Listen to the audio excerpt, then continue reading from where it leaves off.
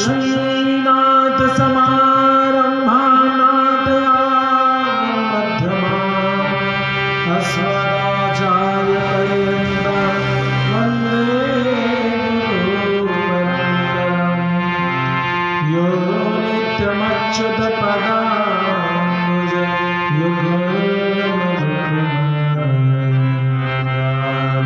मोहतस्तदितराणि तृणानि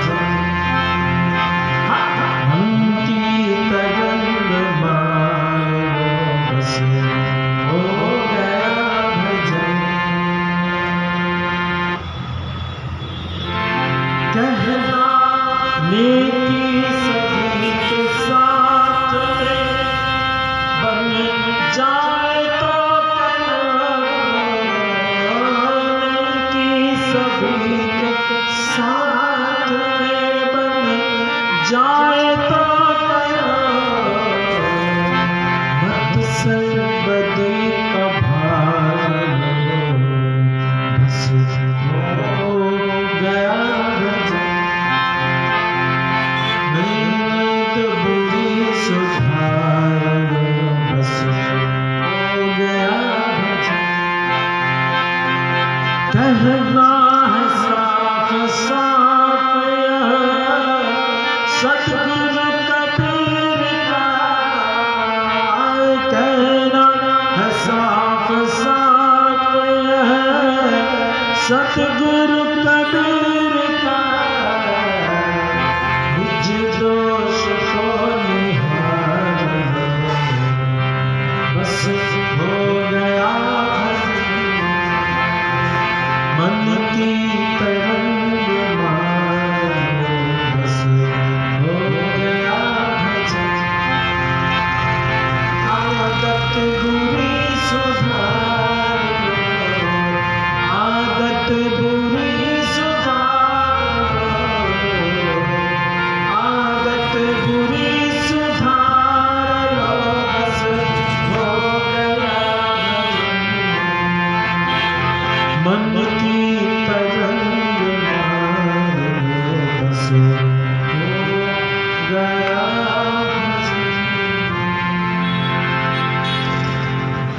श्री सीताराम राम भगवान की।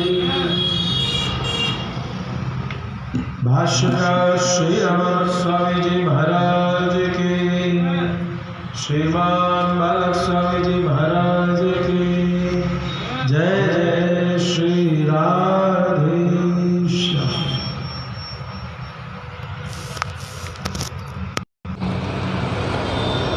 आज हम सभी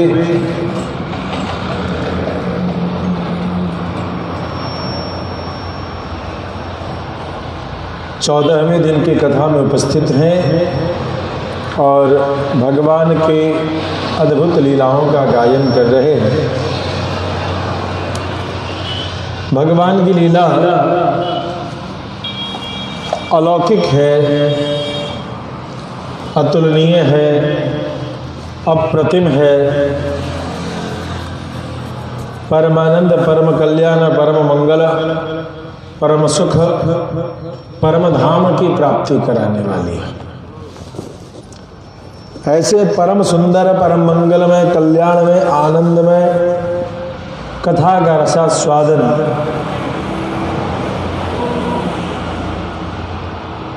जब हमारे कोटि जन्म समुत्थेन पुण्य नैव तो लभ्यते, जब करोड़ों जन्म का भाग्योदय होता है तब जाकर के वाल्मीकि रामायण की कथा सुनने का अवसर प्राप्त होता है। और देखिए, अन्य सारी कथा तो आप सुनते रहते हैं, लेकिन अवश्य में किसी न किसी जीवात्मा की इच्छा रही होगी मन में कि वाल्मीकि रामायण की कथा सुने, और उसकी बात, उसकी व्यवस्था बन नहीं पा रही होगी। तो हनुमान जी की कृपा से यह आयोजन अचानक में हो गया, और उस जीवात्मा की तृप्ति तो हो ही रही होगी, लेकिन इसके साथ में हम सब के भी जीवन में आनंद की प्राप्ति, अनुभूति हो रही है।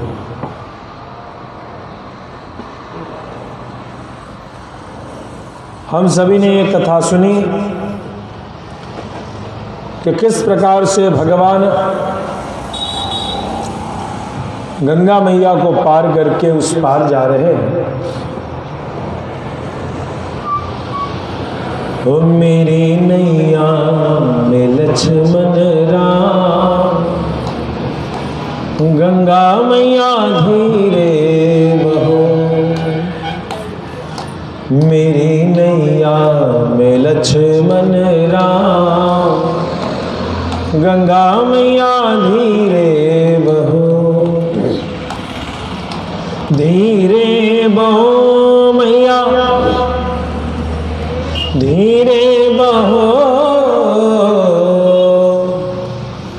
धीरे बहो मैया, धीरे बहो, मेरी नैया में लक्ष्मण राम, गंगा मैया धीरे बहो। श्री रामचरितमानस में गंगा मैया के पार करने से पहले केवट का एक अद्भुत प्रसंग आता है।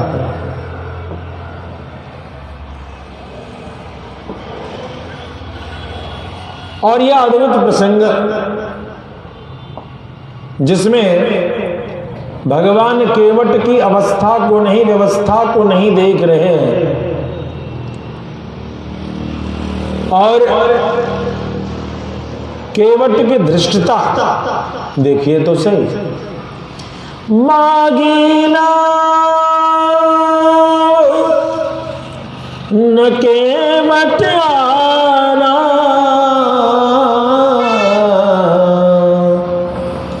कहीं तुम्हार मरम में जाना। मागीना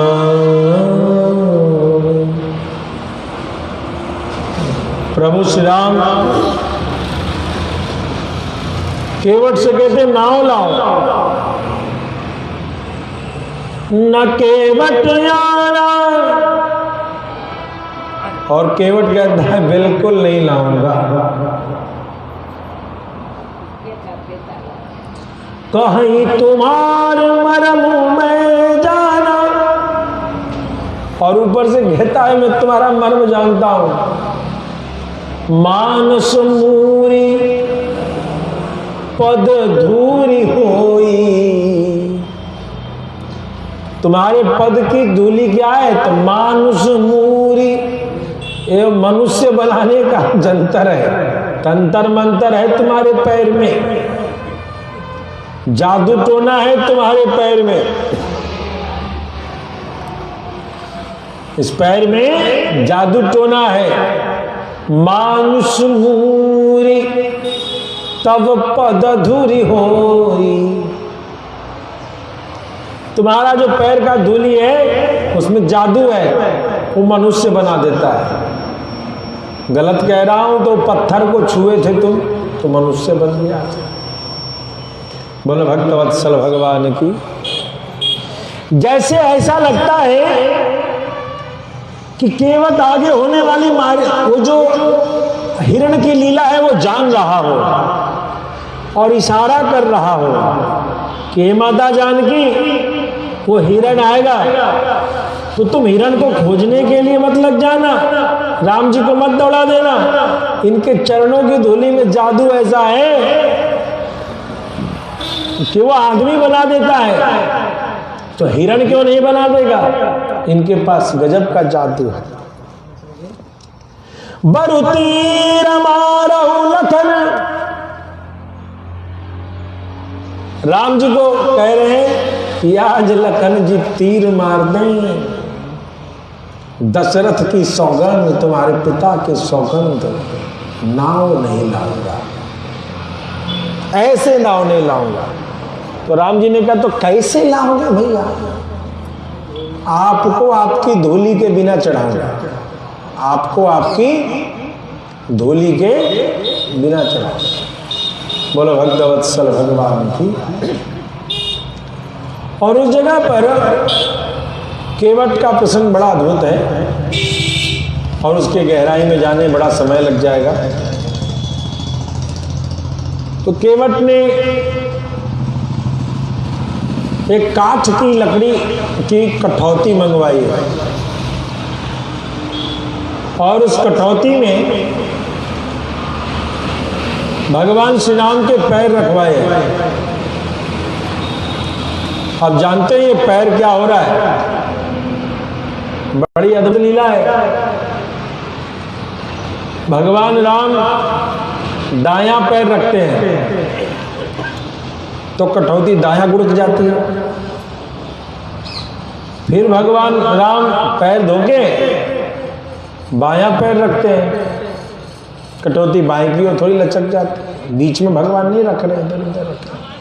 लेकिन हो क्या रहा है? दायां पैर रखे, दायां पैर तो धुल गया, बायां पैर में फिर मिट्टी लग गई। फिर उस बाएं पैर को जब कठौती में रखते हैं तो दायां पैर निकालते हैं, दाएं पैर में, तो 1 2 1 1 2 1 चल रहा है। केवट ने कहा कि सरकार क्या हो रहा है? तो बोला मेरा पैर तो धुल गया, मुझे जाने दो। तो नहीं नहीं, पैर धो के फिर आपने उसी में तो रख लिया। पैर धो के आपने कहाँ रख लिया? मिट्टी में रख लिया। तो कहा कि दोनों पैर धो लीजिए। अब दोनों पैर लेकर के भगवान जब कठौती में रख रहे हैं तो बैलेंस बिगड़ रहा है। ये दोनों पैर क्या है? मनुष्य के धर्म और मनुष्य के कर्म। मनुष्य के धर्म और कर्म, या ये कहिए इसलोक और परलोक। इसलोक और परलोक, इहलोक परलोक, दोनों लोकों में संतुलन बनाना बड़ा कठिन हुआ। भगवान का संतुलन बिगड़ने लगा तो केवट कहता है, अरे आपको खड़ा होना सिखाना पड़ेगा, मेरे माथे पर हाथ रख लीजिए तो आपको बैलेंस मिल जाएगा। भगवान केवट के माथे पर दोनों हाथ रख रहे हैं और तब अपनी पैर, और केवट क्या कर रहा है? पैर धुला रहा है। ये क्या हो रहा है? इस लोक और परलोक के बीच की जो गाथा है ना, भगवान का एक वास इस लोक में है जिसको हम धाम कहते हैं, वृंदावन धाम, और एक पैर कहाँ है भगवान का? तो उस परलोक वैकुंठ लोक में है। दोनों लोकों में यदि बैलेंस बनाना है तो बिना भक्त के भगवान वो संबंध नहीं बना पा रहे। इसीलिए केवट कहता है कि इस लोक और परलोक के बीच में तारतम्यता बनाने का गोविंद एक ही रास्ता है कि जब तुम हम जैसे पापियों के ऊपर अपना हाथ रखोगे तब तुम्हारी इस लोक और परलोक की गाथा गाई जाएगी। और केवट इशारा कर रहे, प्रभु अब ऐसे ही नालायक जो तुम्हारी कोई सेवा नहीं कर पाएंगे, ऐसे कई जंगल मिलेंगे, सबको ऐसे ही कृपा करना। और सब ऐसे ही, भाई पढ़े लिखे तो है नहीं, अटपटे बोलेंगे, पता नहीं प्रेम में क्या बोलेंगे, कोई डिक्शनरी, कोई ग्रामर, कोई टीचर से तो पढ़े नहीं जंगल में रहने वाले, उनकी बोली ऐसे ही लगेगी। सुन के वट के बैन प्रेम लपेटे अटपटे बेसे करुणा है। सुन के वट के बैन प्रेम लपेटे अटपटे। केवट कह रहा है आपने विद्वानों की बात सुनी, आपने ब्राह्मणों की बात सुनी, आपने गुरु जी की बात सुनी, लेकिन अब वनवासियों की बात जब आप सुनेंगे तो कुछ अटपटे मिलने वाले हैं। और आपको तो बस इतना ही करना है कि जो आपके चरणों में आ जाए उसके ऊपर उसको अपना लेना। बाकी उनको कुछ और पता नहीं होगा, उनको व्याकरण नहीं पता होगा, उनको जी कहना है कि रे कहना है, उनको कुछ पता नहीं होगा। और इस लीला में इस तरीके से भगवान ने कृपा की, उस पार जाते हैं। उस पार जब जाते हैं तो वहां से भरद्वाज मुनि के आश्रम की अवस्था को देखते हैं और वहां से होते हुए भरद्वाज मुनि के आश्रम पर जब भगवान श्री राम प्रवेश करते हैं तो भरद्वाज मुनि के आश्रम में उनका स्वागत होता है। और भरद्वाज मुनि कहते हैं इस गांव में भरद्वाज गोत्र के ब्राह्मण बहुत हैं, इनको तो रामायण जरूर सुनना चाहिए। भरद्वाज मुनि परम विवेकी। तो भरद्वाज मुनि जो है उनके गोत्र के ब्राह्मण इस गांव में बहुत है, इनको तो कथा जरूर सुननी चाहिए, राम कथा। जाग बल्क मुनि परम विवेकी भरद्वाज राखेउ पद टेकी। जाग्ञवल्क्य मुनि को रोक करके भारद्वाज मुनि ने कथा सुनी थी, राम कथा। तो वे कहते हैं कि मैं बहुत समय से तुम्हारी प्रतीक्षा कर रहा था राम, और मैंने यह भी सुना है कि तुम्हें अकारण वनवास दे दिया गया है। अच्छा, एक चीज ध्यान दीजिएगा,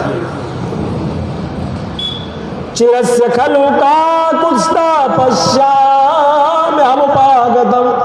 श्रुतं तव मया चैव विवासनम कारणम्। अभी श्री राम को वनवास मिला है और वन में पहले पहुंच रहे हैं।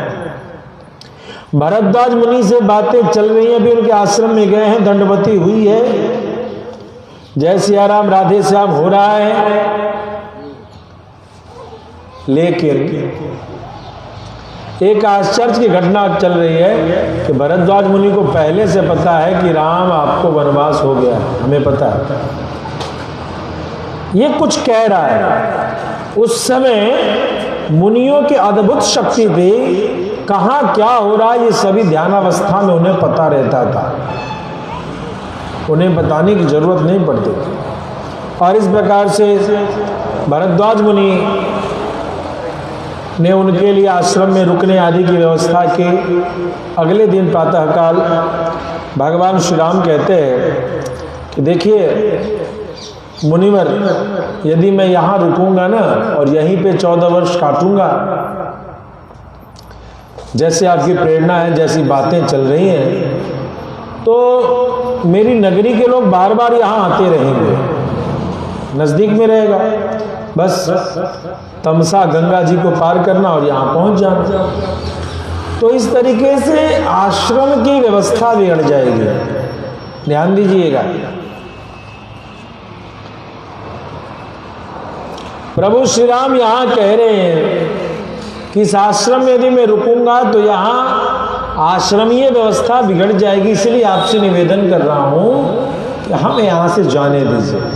लेकिन आज के भगत क्या कहते हैं, बढ़िया आश्रम है जिसमें एसी वाला कमरा हो, अटैच लेट्रिन बाथरूम हो, कि पति पत्नी के साथ जहाँ अलग बेडरूम में सोए। अरे भैया वो होटल है? पहले जो लोग तीर्थ यात्रा करते थे तो सभी लोग जाते, औरत औरतें में सो जाते, मर्द मर्द में सो जाया करते, और इस तरीके से एक हॉल एक बरामदा कुछ ऐसा हो गया, तीर्थ व्रत हो गया। अब कहते हैं महाराज जी को इतना पैसा क्यों चाहिए? अरे महाराज जी को पैसा तुम्हारे लिए चाहिए, जिस महाराज जी के पास बड़ा वाला सेपरेट रूम नहीं होगा उसके यहाँ तुम ही नहीं जाओगे। आजकल गुरु बनाने से पहले चेला कहता है कि महाराज जी के आश्रम में कितना कमरा है, उस कमरा में अटैच लेट्रिन बाथरूम बना है कि नहीं बना है, एसी बना है कि नहीं बना है, कूलर बना है कि नहीं बना है। पता चले महाराज जी कह दें कि ऐसे सामियाना में सोना धक, ऐसे महाराज जी को कौन गुरु जी बनाएगा, फायदा ही नहीं है। महाराज जी तो ऐसे चाहिए जिनके यहाँ खूब बढ़िया व्यवस्था हो। साथ पैसा तो जो जाएंगे तो देंगे ही देंगे, लेकिन व्यवस्था, मतलब राम जी कह रहे हैं कि आश्रम को आश्रम बने रहने दो, मठ मंदिर को मठ मंदिर बने रहने दो, उसमें कोई आधुनिकता या राजशाही चीज से रुको, उसमें मत जाने दो। ऐसा राम जी का मत है, राम के भक्तों का। और नहीं तो एक सोने का भी भगत था जो इंतजार कर रहा है राम जी के आने का। कौन? सोना का भगत कौन है? रावण। इंतजार कर रहा है कि राम जी जाएंगे, और ये कह रहे हैं आश्रम को ऐसे ही बने रहने दो। बोला भक्त वत्सल भगवान की, तन रंगा मन रंगा नहीं जोगिया। तन तो रंग गया, लेकिन रे जोगी तेरा मन क्यों नहीं रंगा? लेकिन यहाँ तो मन से रंगे हुए राम चल रहे हैं ना। अच्छा, तो इस प्रकार से वहाँ गए। उन्होंने कहा कि मुझे यहाँ से कुछ दूर ऐसी जगह बताइए जहाँ पर जानकी को सुख मिल सके। माता जानकी के सुख की इच्छा है। एक पति जानते हैं सुखी कब रहता है?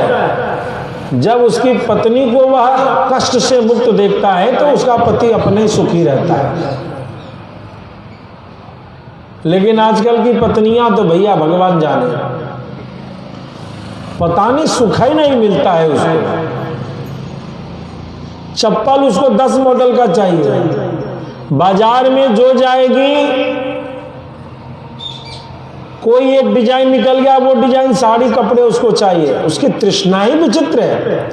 परिवार संबंध रीति रिवाज, नई बहुओं से आप पूछ लीजिए, कुल की एक परंपरा का सत्यानाश, उसको कुछ ज्ञान नहीं है नालायक को। उसमें कोई रुचि नहीं है। हमारे कुल देवता की पूजा क्या होती है, कब क्या चढ़ावा चाहिए देवता की पूजा, कोई मतलब नहीं। वो तो मेरी सास कर रही है, सियावर रामचंद्र की जय। जब तक सास की सांस नहीं अटकेगी तब तक हम नहीं करेंगे। जैसे सास कह रही हो कि बेटा धी देवता को देख लो, तो वो कहे तेरी सांस क्यों चल रही है, तेरी सांस उखड़ेगी तो मैं करूंगी, और नहीं तो तब तक मैं कपड़े इसी सब में व्यस्त रहूंगी। ये ठीक नहीं है। तो कह रहे हैं कि कहां पर उनको सुख मिलेगा, सुखा रहा जनकात्मजा, जानकी जी को सुख कहा मिले, वो जगह मुझे। बोलो भक्तवत्सल भगवान की। भरद्वाज मुनि ने कहा कि हे राजकुमार, आप यहां से थोड़ी दूर 30 कोस की दूरी पर यहां से आप जाइए, और वहां जाएंगे तो आपको चित्रकूट नामक एक पर्वत की प्राप्ति होगी। यावता चित्रकूटस्य नरः शृंगान्यवेक्षते कल्याणानि समाधत्ते न पापे कुरुते मनः। जब मनुष्य चित्रकूट के पर्वतों का, शिखरों का दर्शन, कामदगिरी आदि का दर्शन कर लेता है, तो उसके समस्त कल्याणकारी पुण्य कर्मों का फल प्राप्त लेता है। न पापे कुरुते मन, उसका पाप में कभी मन नहीं लगता। कुल कामतानंद भगवान की। कामदगिरी में कहते हैं कि आप जिस संकल्प को लेके जाएं, जिस तपस्या को लेके जाएं, उस तपस्या को पूर्ण करें। कामदगिरी में नित्य राम जानकी का दर्शन है।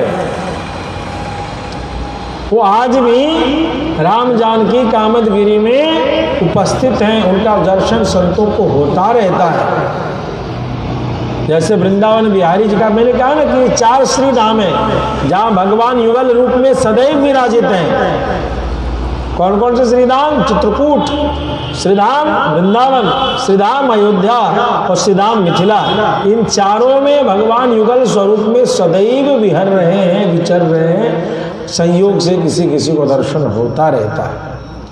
तो इस प्रकार से कहते हैं कि वहाँ बड़े बड़े साधु संत तपस्वी हैं, उस जगह आप जाइए तो अवश्यमेव जो है आपको सुख सुविधा प्राप्त होगी। और इस प्रकार से उन्हें चित्रकूट पर्वत पर जाने की विचार मंत्रणा दे देते हैं। भरद्वाज जी से भगवान श्री राम, लक्ष्मण और सीता मैया आशीर्वाद लेकर के, आज्ञा लेकर के वहाँ से आगे बढ़ती है, और भरद्वाज मुनि से विचार करके जो आगे के जो मार्गदर्शन है वो सब इन्हें प्राप्त हो चुका है। कहते हैं उस जगह पर लकड़ियों को काट के लखनलाल जी ने अपने से एक बेड़ा बनाया है। बेड़ा मतलब नाव, किसी एक लकड़ी का ऐसे आकार, और बेड़ा समझ लीजिए कि वो 10-20 लकड़ी को जैसे मचान जैसा बना लेते हैं ना, केला के थम को 10-20 को काट के और उनको बांस से सिल के एक मचान जैसा, और वो मचान भी तैरता है पानी पर। उस पर राम लक्ष्मण जानकी बैठ करके जानकी जी को बैठाया है। और राम, अब यहाँ कोई राजशाही खत्म हो चुकी है, यहाँ कोई सुमंत नहीं है, कोई निषाद राजगुरु नहीं है। अब यहाँ तो वनवासी गए थे, किसके पास है? भरद्वाज मुनि के पास से गए थे।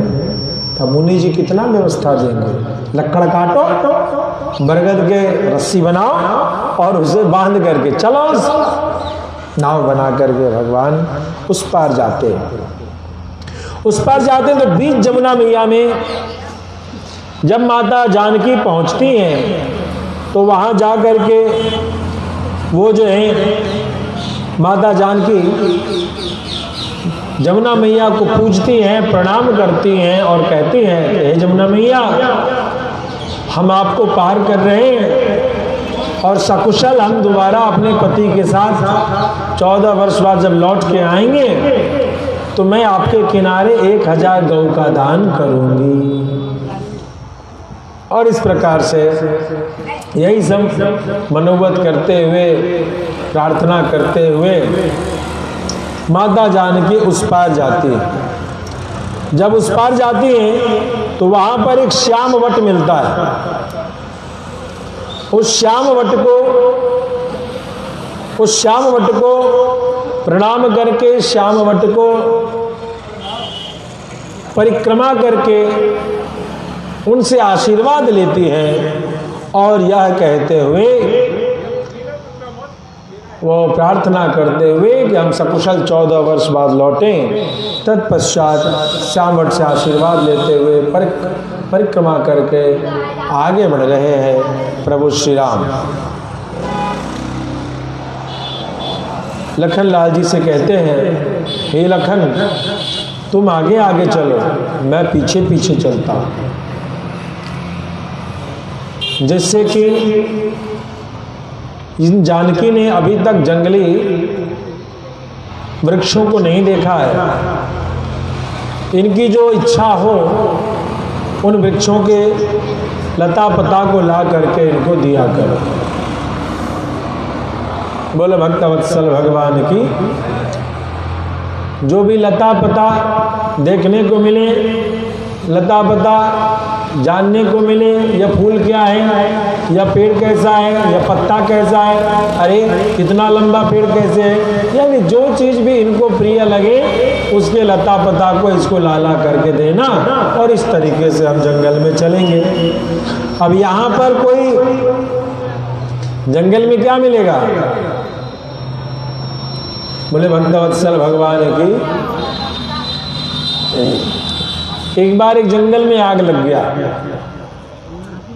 एक बार एक जंगल में आग लग गई, सारा जंगल जल करके राख हो गया। एक गुरु ने एक चेले को बोला, बेटा जंगल से राख ले आओ। क्या लाना है? राख ले आओ। तो वो जो चेला है वो नीचे नहीं देख रहा है, वो ऊपर ऊपर ही देख रहा है कि पहले जंगल दिखे तो राख दिखे। तो जंगल तो क्या हो गया था, जंगल जल गल के राख हो गई थी। तो ऊपर ऊपर तो उसको कुछ दिख ही नहीं रहा था, राख तो ऊपर खड़ा रह गया, राख तो नीचे था। लौट करके आ गया। गुरुजी ने बोला, बेटा राख लाए? तो बोला, गुरुजी जंगल तो दिखाई नहीं, राख क्या कैसे पता करें, कहाँ से लाए? बोला, बेटा नीचे नहीं देखा? तो नहीं, आपने तो बोला था जंगल देखने को पहले, फिर न जंगल तब न राख। तो गुरु समझ गए कि इसको जले हुए जंगल में भी राख नहीं मिला, तो हम दुनिया में इसको राख क्या मिलेगा? यानी उसके मन में आके पहले जंगल खोजो फिर राख खोजो। पूरा घूम करके चलाया, जंगल तो जल करके राख हो गया था और वह राख नहीं ला पाया। ठीक इसी प्रकार से भगवत बंधुओं, प्रेमियों, कई लोग हमारे जीवन में भी होते हैं जो जंगल खोजते रहते हैं, लेकिन नीचे पड़ा हुआ राख उनको समझ में नहीं आता है। पानी में मीन पियासी मोहि सुन सुन लागत हासी रे। पानी में मीन पियासी मोहि सुन सुन लागत हासी। तो इस प्रकार से सुख कहीं नहीं है, सुख है तो इस संसार में नहीं है। सुख को बटोरना पड़ता है, सुख को बटोरना पड़ता है। हम आप जितने भी लोग हैं, स्वास्थ्य की जो परिभाषा है स्वस्थ होने की, वह व्यक्ति शरीर से, मन से और चिंताओं से, सभी प्रकार से जो स्वस्थ है वह स्वस्थ हो माना जाता है। हम जितने लोग भी बैठे हैं ना, उनके शरीर में कोई ना कोई रोग है। वो मैया रोज कथा सुनने आती है बड़ा सा चश्मा लगा के, दूर से कुछ दिखता नहीं है, कहीं हुई कुछ सुनती नहीं है, अपना टेप रिकॉर्डर उनका चालू रहता है। लेकिन वो समझ नहीं रही, उनको कुछ सुनाई नहीं दे रहा है। लेकिन कथा लेट से शुरू हुई है, समझ में आ रहा है। मतलब होनी चाहिए, समझ में आवे नहीं आवे, यही अद्भुत भक्ति है। सेवनाथ दर्शनाथ पठनाथ पाप नाशनी। यह राम कथा, ये भागवत कथा दर्शन करने मात्र से भी पुण्य है। नहीं समझ में आए, पागल है तो उसको दर्शन कराइए। देखिए, तो शरीर में कहीं ना कहीं किसी का आंख खराब है, किसी न किसी की पेट खराब है, घोंटू खराब है, और नहीं कुछ खराब तो किसी की जबान ही खराब है। कई बार लोग ऐसा बोल देते हैं, बाद में समझ में आता है अरे मुझे ऐसा नहीं बोलना चाहिए था, मगर बोल गया। ये बड़ी बुरी बीमारी है। मैं कई लोग चिंताओं से ग्रसित रहते हैं, तो मतलब कहीं ना कहीं से मन या तन में दुख लगा हुआ है। तो संसार तो दुख में, सुख का है। जैसे गंगा जी में भी नहाने जाएंगे तो गंगा जी का जल पीने योग्य नहीं है, गंगा जी का जल स्नान करने योग्य नहीं है। कब तक? जब तक कि आप उसको जा करके जल को, ऊपर के जल को ऐसे हटा नहीं देते। थोड़ा वो हटाना पड़ेगा। गंगा जी में गए, गंगा जी को प्रणाम किया, प्रणाम करके गए, शास्त्र कहता है कि 7 बार हाथों को ऐसे हटाओ, ऊपर के पानी को हटाओ, और तब हर हर गंगे, हर हर गंगे, हर हर, वो गंगा जल आप पान की। नहीं तो ऊपर में काई जमी है, गंदगी जमा है, बादल का धूल जमा है, ये सबको हटाने के लिए कहा गया, ये विधि बताई गई। और तब जाकर के स्नान कीजिए, जल कीजिए, पान कीजिए, मार्जन कीजिए, तर्पण कीजिए। उसमें से मिट्टी निकालने का विधान बताया, कितना मिट्टी निकालना चाहिए। अस्तु वस्तु इस प्रकार की बातें आती है। मतलब ये है कि संसार में सुख का निर्माण आपको करना पड़ेगा। कहीं ना कहीं से पीड़ा रहेगी, उसको पकड़ोगे तो दुखी होगे, और कहीं ना कहीं आनंद का कोई कारण होगा, उसको पकड़ोगे तो आनंदित होगे। वृक्षों में, उस जंगल में कुछ नहीं है, लेकिन जानकी जी को ऐसी अनुभूति राम जी करा रहे हैं बोल के कि जैसे कि कोई बगीचा घूमने आए, और कह रहे हैं हे लक्ष्मण, अलग अलग प्रकार के नए नए वृक्ष दिखेंगे, नए नए पत्ते दिखेंगे, नए नए फूल दिखेंगे, नए नए फल दिखेंगे, जिसको देख करके जानकी के मन में जिज्ञासा होगी, और जो जिज्ञासा होगी तो उन पत्तों को लाके से जरूर दिखाना। पता नहीं फिर ये वृक्ष कब दिखने को मिले। तो उस जगह पर भी अपने मीठे वाणी से श्री जानकी जी को प्रसन्नता देने की प्राप्ति कर रहे हैं। बोलो भक्त वत्सल भगवान की। ध्यान दीजिएगा, इसीलिए राम जी की पूजा से श्रेष्ठ है जानकी मैया का पूजा, क्योंकि राम भी उनकी इच्छाओं का ध्यान रखते हैं। इसीलिए रसिक उपासना में श्री राधा रानी की पूजन, अब यदि एक ही फूल हो,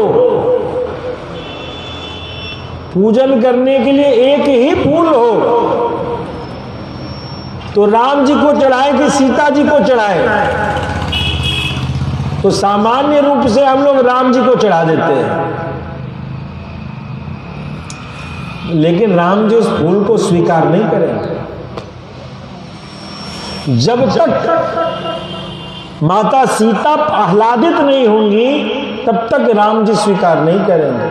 पूछिए कैसे? तो जैसे किसी के घर में जाना हो, घर की मालकिनी कह रही हो कि ये मेरे घर में नहीं आएगा, तो घर के मालिक की हिम्मत है कि घर में बुला लेगा किसी को? यदि बुला भी लेगा तो सब्जी में ऐसी मिर्ची का छौंका निकलेगा कि अगले दिन सवेरे से उसकी पता चलेगी उसको, और दोबारा फिर उसके घर नहीं आएगा। ऐसी बात जबान की निकलेगी, बर्तन की रसोई से ऐसी आवाज आएगी कि वो समझ जाएगा कि मुझे इस घर में नहीं आना था। तो पुरुष मात्र की इच्छा से घर में कुछ नहीं हो सकता। तो राम मंदिर जो राम जी का घर है, इसमें राम जी की इच्छा से भी एक पत्ता हिलने वाला नहीं है। यहाँ तो श्री जानकी जी की प्रसन्नता हो, यहाँ राम जी वन में भी चाहते हैं, तो ये तो घर है। ये तो वन में भी राम जी कह रहे हैं कि इनकी सुविधा देखी जाए। भरद्वाज मुनि से कहते जहां जानकी को प्रसन्नता मिले वहां चले। लखनलाल जी को भी कह रहे जानकी को जो प्रिय लगे वह देना, हमें कुछ नहीं चाहिए ऐसा। तो इस भाव से आगे चल रहे, वन की अनेकानेक शोभा को देखते हुए रात्रि में एक जगह विश्राम करते हैं और प्रातः काल पुनः चलना प्रारंभ करते हैं। सब और पलाश वृक्षों के खिले हुए अवस्था को देख रहे। बसंत ऋतु का मौसम है। कौन सा मौसम है? भगवान राम कब गए हैं वन में? चैत्र महीने में, शुक्ल पक्ष में ही भगवान श्री राम का जाना हुआ है। इस प्रकार से भगवान राम जा रहे और जाने के प्रयास से ऐसे ऐसे सुंदर सुंदर स्वरूप का चित्रकूट के मार्ग में दर्शन हो रहा है। भगवान श्री राम वन की शोभाओं की चर्चा कर रहे हैं कि देखो लक्ष्मण, यहाँ मधुमक्खी का छत्ता है, यहाँ ऐसे फल हैं, यहाँ ऐसे फूल हैं, ये हिरण इतना सुंदर दौड़ रहा है, ये ऐसी दहाड़ है, और आदि आदि सभी सुंदरता की प्रशंसा कर रहे हैं। उसी जगह पर एक सुंदर पर्वत दिखाई देता है और इस पर्वत की प्रशंसा करते हुए प्रभु श्री राम कहते हैं लक्ष्मण, यह पर्वत कई सिद्ध संतों से सेवित है, हमें भी यहाँ जाना चाहिए। संतों के पास जाने के उपक्रम में भगवान आगे बढ़ते हैं और वाल्मीकि मुनि के आश्रम में भगवान श्री राम प्रवेश करते हैं। वहां जाकर के उनको प्रणाम किया। वाल्मीकि मुनि ने भी उनको स्वागत किया। बैठिए बैठिए बैठिए बैठिए, रहिए, यहाँ स्वीकार करे रहना। और इस प्रकार से वाल्मीकि मुनि के कुटिया में, चित्रकूट में आप रहे। बोलो भक्तवत्सल भगवान की। कहते हैं गजकंद, आप कभी पहाड़ों में जाएंगे तो वहां एक कंद मिलता है, लंबा खड़ा सा।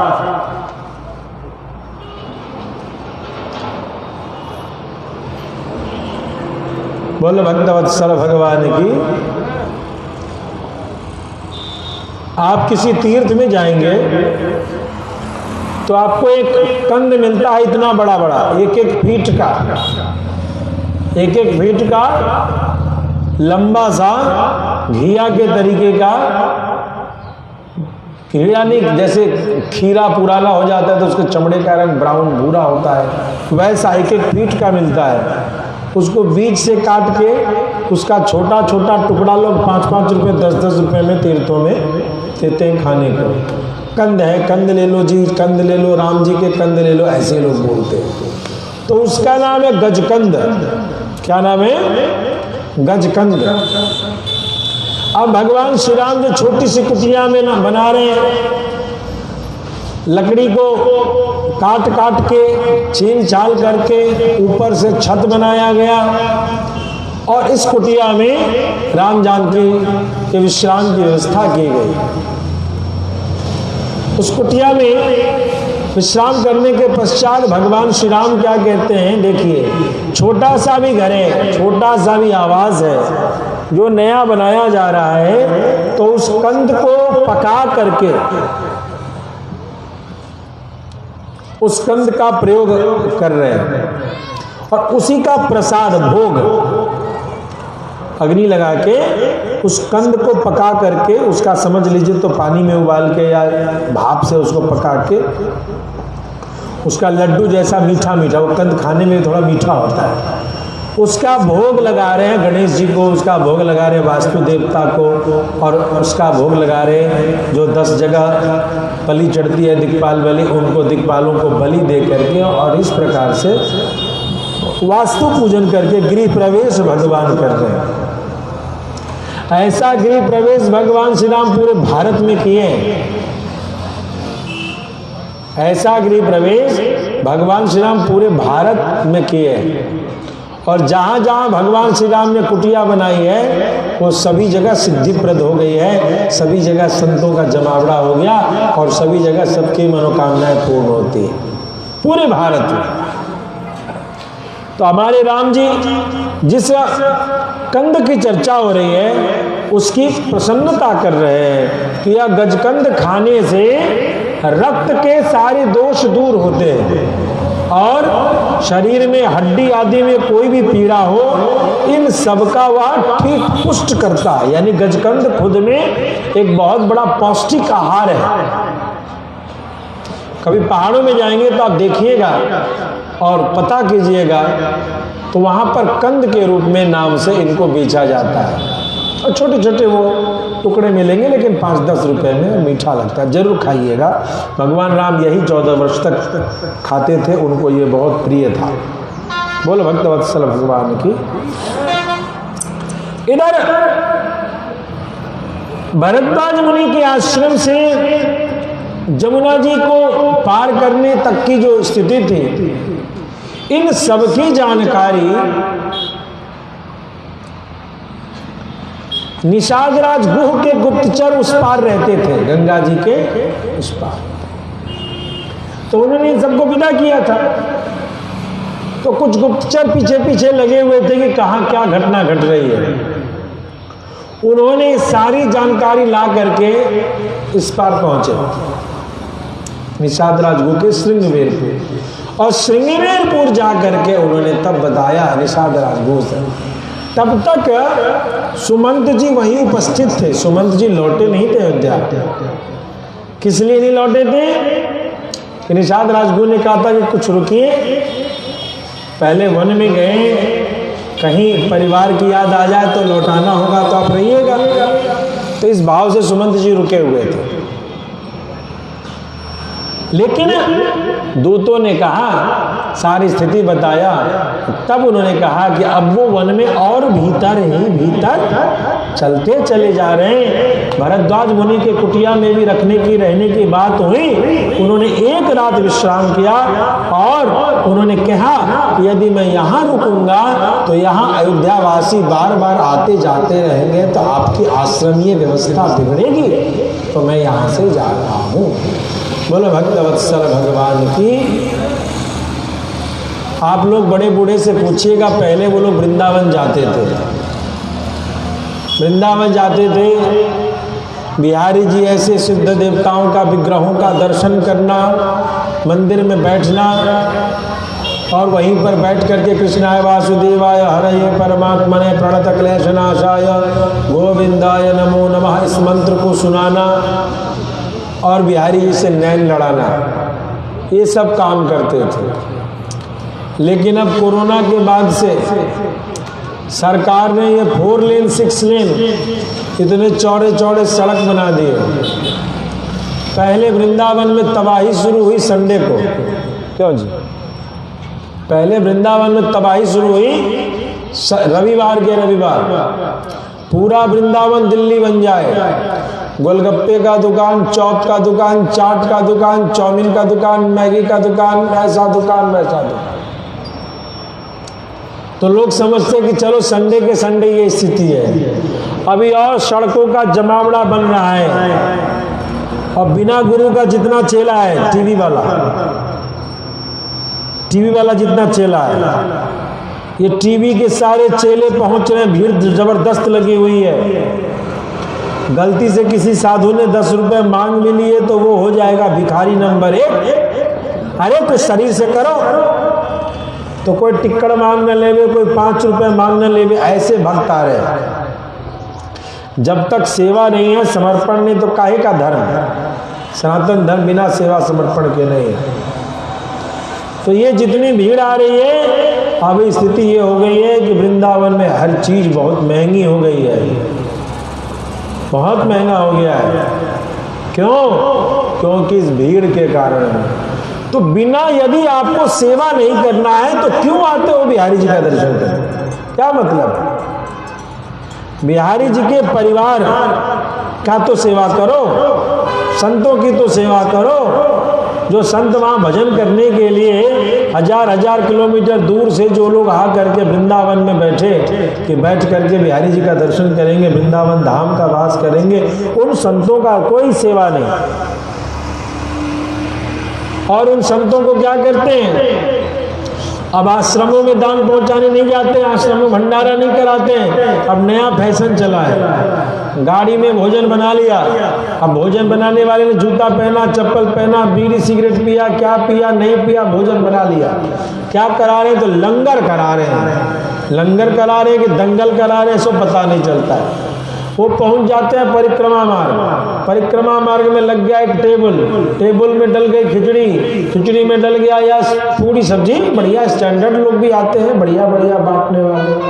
बगल में भट्टी लगी है, पूरी और सब्जी चल रहा है। अब भैया ऐसी पूरी सब्जी के जगह में जहाँ जो सच में साधु संत होते हैं, उनको वहाँ लाइन में खड़े होकर के पूरी सब्जी का दान लेना गड़बड़, उनको नहीं मिलता। वो सब आप ही लोग जाके पूरी सब्जी खा जाते हैं। जो भजन करने वाले जितने संत हैं, जो भागवत आदि पढ़ने के लिए जो विद्यार्थी आते हैं, ऐसे संत लोग उस लाइन में खड़े होकर के नहीं। ऐसे बहुत लोग हैं जिनका काम खाली कपड़ा पहन करके घूम के बटोरना, वही लोग उस लाइन में खड़े होकर के खाते। क्यों बात? तो ये लंगर नहीं, दंगल चलता रहता है। यदि कोई सीधा सच्चा भजनानंदी संत उस लाइन में चला जाए तो उसको धक्का मार के निकाल देंगे। ऐसी रहती है खिचड़ी की मार, ऐसी रहती है पूरी सब्जी की मार। तो उससे बचना चाहिए। धाम को धाम रहने दीजिए।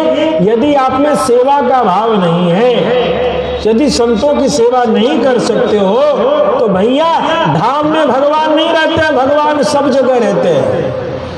क्यों महाराज जी? भगवान वृंदावन में रहते हैं? नहीं, भगवान वृंदावन में नहीं रहते, इस भूल में नहीं रहो।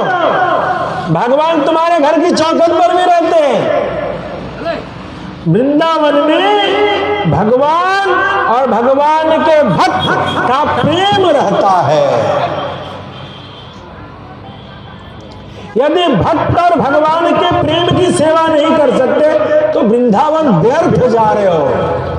तीर्थ निषेवया विप्राः, तीर्थ में जाकर के कीर्तन भजन करने वाले, वेद पाठ करने वाले, ब्राह्मण को नाम धुनी करने वाले, कीर्तन भजनानंदी संतों की, गौ की सेवा करने वाले, गौ के लिए जगह जगह चिल्लाने वाले, गला फाड़ फाड़ के चिल्लाने वाले, ऐसे संतों की सेवा तुमने नहीं की तो तुम एक पागल हो। बिहारी जी तुम्हारा दर्शन कबहू स्वीकार नहीं करेंगे। किसी माँ को कहो कि तुम बहुत सुंदरी हो, बहुत अच्छी हो, और उसके बच्चे को कहो एक नंबर का चुट्टा है, चोर है। उसकी माँ को कहो कल फिर जाकर के तुम बड़ी प्यारी लग रही हो, और उसके बच्चे को कहो एक नंबर का ये गधा है तुम्हारा बच्चा। फिर सुनेगा। फिर तीसरे दिन गए, तुमसे तो बहुत प्रेम लग रहा है, वो खूब उसकी प्रशंसा और उसके बेटे की ऐसी की तैसी कर रहे हैं। किसी दिन निकालेगी चिमटा और धर देगी देह पर, भाग यहां से, मेरा बच्चा चोर हो गया, मेरा बच्चा नालायक हो गया। यहां प्रेम नहीं है। संतों के प्रति, भक्तों के प्रति, भजनानंदियों के प्रति जो सब कुछ दूर दूर से छोड़ करके वृंदावन में वास करने जो नेमी प्रेमी आए हैं, इनके प्रति सेवा का भाव नहीं है। विप्र, धेनु, सुर, संत, हित, इन चारों के प्रति यदि तुम्हारे मन में भाव नहीं है तो ये वही बात है कि किसी माँ को कहो कि तुम बहुत सुंदरी हो, तुम्हारा चाय बिस्किट बहुत प्यारा है, लेकिन तुम्हारा बेटा चोर है। एक बार दो बार तो माँ सुन लेगी, तुमको भी लगेगा माँ मेरी शिकायत में शिकायत मिला रही है। माँ कहेगी कि मेरा बेटा नालायक है, मेरी बेटी को अक्ल नहीं है, दिन भर जबान चलाती है, काम थोड़ा नहीं करती है। एक दो बार चलेगा, जब डेली ऐसा करोगे तो तुम्हारी चिमटा बजा देगी, बेटा बेटी के ऊपर न बजाएगी। ऐसे ही बिहारी जी के दरबार में जाकर के संतों के अपमान की बात मत करो। सेवा के भाव से जाइए तो वृंदावन में जाइए। अयोध्या जाइए, चित्रकूट जाइए, और भगवान के लिए जाना हो तो भगवान तो रावण की लंका में भी पहुंच गए, तुम्हारे घर भी पहुंच जाएंगे। तुम रावण भी बने रहो, चिंता मत करो, भगवान तो लंका में भी पहुंचे। अयोध्या में भर तोड़े।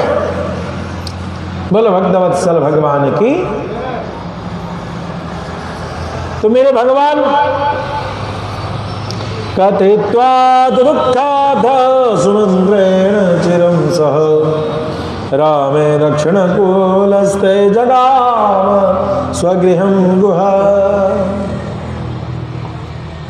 अच्छा, वन तो दोनों तरफ था। बोले भक्तवत्सल भगवान की। क्यों जी?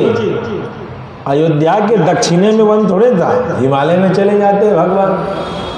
लेकिन भगवान का पूरा प्लानिंग फिक्स है, मैच फिक्स है, किधर जाना है उधर ही बात बनेगी। हिमालय तरफ जाएंगे तो कैलाश चले जाते, 14 वर्ष भजन करके चले आते। लेकिन वहां नहीं जाना था। जाना किधर था? जाना किधर था? रावण की ओर जाना था। दंडकारण्य की बात हो गई थी, दंडकारण्य जाना। तो मेरे भगवान आगे बढ़ते और इस बात की सूचना वह गुप्तचर लेकर के आता है, सुमंत जी से सारी बातें कहता है कि इस प्रकार से जो है वो दृढ़ प्रतिज्ञ होकर के आगे बढ़ चुके हैं। और देखने से तो ऐसा जान पड़ता है कि जैसे राम जानकी को कोई नया बगीचा दिखाने ले जा रहे हो। वे उन्हें तनिक भी अनुभूति नहीं होने दे रहे कि वे वन में जा चुके हैं। जानकी को तो ऐसा लग रहा है कि जैसे अयोध्या में कभी कोई बगीचा घूमने जाती हो, जनकपुरी में बगीचा फुलवाड़ी घूमने जाती हो, राम ऐसे उस प्रतीत करते हुए उस रूप से उन्हें वन का विहार करा रहे हैं। सुमंत जी इन सभी बातों को सुन करके वहां से घोड़े को रथ सहित लेके लौटते हैं। घोड़े की आंखों में आंसू है और सुमंत जी जैसे भीतर प्रवेश करते, नगरी में प्रवेश करते, ऊपर ऊपर से जो स्त्रियां हैं वो देख रही है कि कोई तो आएगा उधर से संदेशा लेकर। सुमंत जी का रथ खाली है, घोड़े धीरे धीरे नगर में प्रवेश कर रहे हैं। खाली रथ को देखते ही छत से वो देवियां स्त्रियां चिल्लाने लगी, अरे आ गया, हमारे भगवान को छोड़ के आ गए, हमारे राम को छोड़ के आ गए। और ऐसे क्रंदन पुकार हुई कि पूरे राजमार्ग में वह आवाज फैलने लगी। सभी सुमंत के रथ को ऐसे देखते कि जैसे लगता है कोई मनहूस आया है और एक बुरा सूचना लेकर के आया है। सुमंत जी उस क्रंदन पुकार को और जो महिलाओं के मुख से जो दुख से बातें निकल रही थी उसको बर्दाश्त नहीं कर पा रहे थे, अपना चेहरा नहीं दिखा पा रहे थे। कपड़े से मुंह को ढक करके तब उन घोड़ों को, जैसे घोड़ों को रास्ता पता होता है, घोड़े भी जैसे तैसे लौटना नहीं चाह रहे, मगर जब घोड़े रुकते तो सुमंत जी उनमें धीरे से उन घोड़ों को धक्का मारते कि आगे बढ़ो आगे बढ़ो, और आंखों को छिपा के कपड़े से छिपा करके तब उस राजमार्ग से होते हुए भीतर प्रवेश कर रहे हैं। इस तरीके से सुमंत जी भीतर, कहते 7 सीढ़ियां हैं महाराज दशरथ के। ये रामायण क्या है? राम का घर है। रामायण क्या है? किसी ने पूछा कि 7 कांड ही क्यों बने? कक्षा सप्ता विचक्राम महाजन समाकुला। महाराज दशरथ के राजभवन में कितनी सीढ़ियां थी? 7 सीढ़ियां थी। वैकुंठ में कितनी सीढ़ियां हैं? 7 सीढ़ियां हैं। जिन राम के घर से राम को निकाला गया था जिस राजगद्दी से, उस राजगद्दी के राजमहल की सीढ़ियां 7 थीं और भगवान राम का पुनः राज्याभिषेक हुआ, उस कथा को ही रामायण कहते हैं और इसीलिए इसको 7 कांड के रूप में लिया गया। और रामचरितमानस को भी बाबा ने इसीलिए 7 सोपान 7 कांड के रूप में लिया।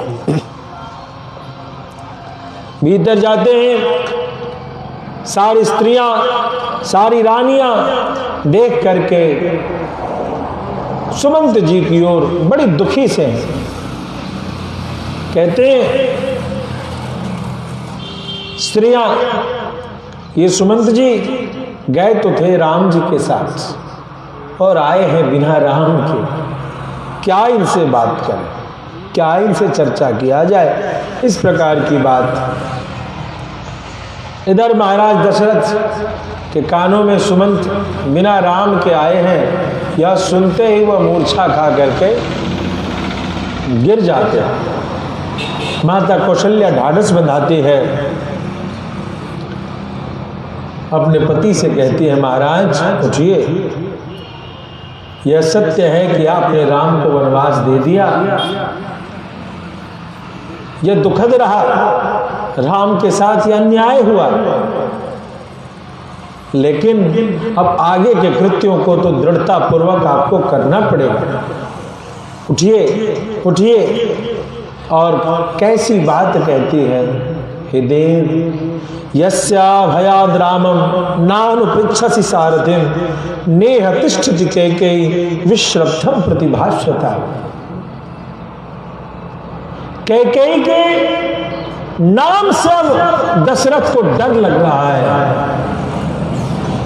माता कौशल्या कहती है प्रभु कैकेयी यहां नहीं है, आप सारथी से, आप सुमंत जी से राम के बारे में पूछ सकते हैं। यानी भीतर रनिवास की क्या स्थिति है, आप कल्पना कीजिए। कैकेयी के प्रति महाराज दशरथ के हृदय में कितना बड़ा भय हो चुका है कि इस कैकेयी को मेरे हृदय में राम के प्रति जो प्रेम था ना, यह बर्दाश्त नहीं हुआ और इसने पूरी अयोध्या को जला के राख कर दिया। पूरी अयोध्या जल रही है, अग्नि की लपटें नहीं, विरह की वेदना में जल रही है, सबका हृदय जल रहा। खंभे तो वही है, मकान तो वही है, लेकिन चमक अयोध्या की चली गई। जानते हैं वो जो चमक गई ना राम की, वह तो जब राम राज्याभिषेक हुआ तो लौट गया, लेकिन जो माता जानकी को जो वनवास मिला ना, सच बताएं बड़ी गूढ़ चर्चा है। जितना खर्च अयोध्या में अभी हुआ, उतने खर्च में तो पूरे उत्तर प्रदेश में बहुत कुछ हो जाता। इन सब के होते हुए जब तक भगवान राम का आगमन नहीं हुआ था, तब तक अयोध्या फीकी लग रही थी। और इस बात की चिंता या चर्चा संतों के बीच में हमारे माननीय मुख्यमंत्री जी किया करते थे। इतनी व्यवस्था होने के बाद भी अयोध्या में चमक क्यों नहीं आ रहे? संतों ने यही कहा, अयोध्या श्रापित भूमि है। जब तक जानकी का अपमान,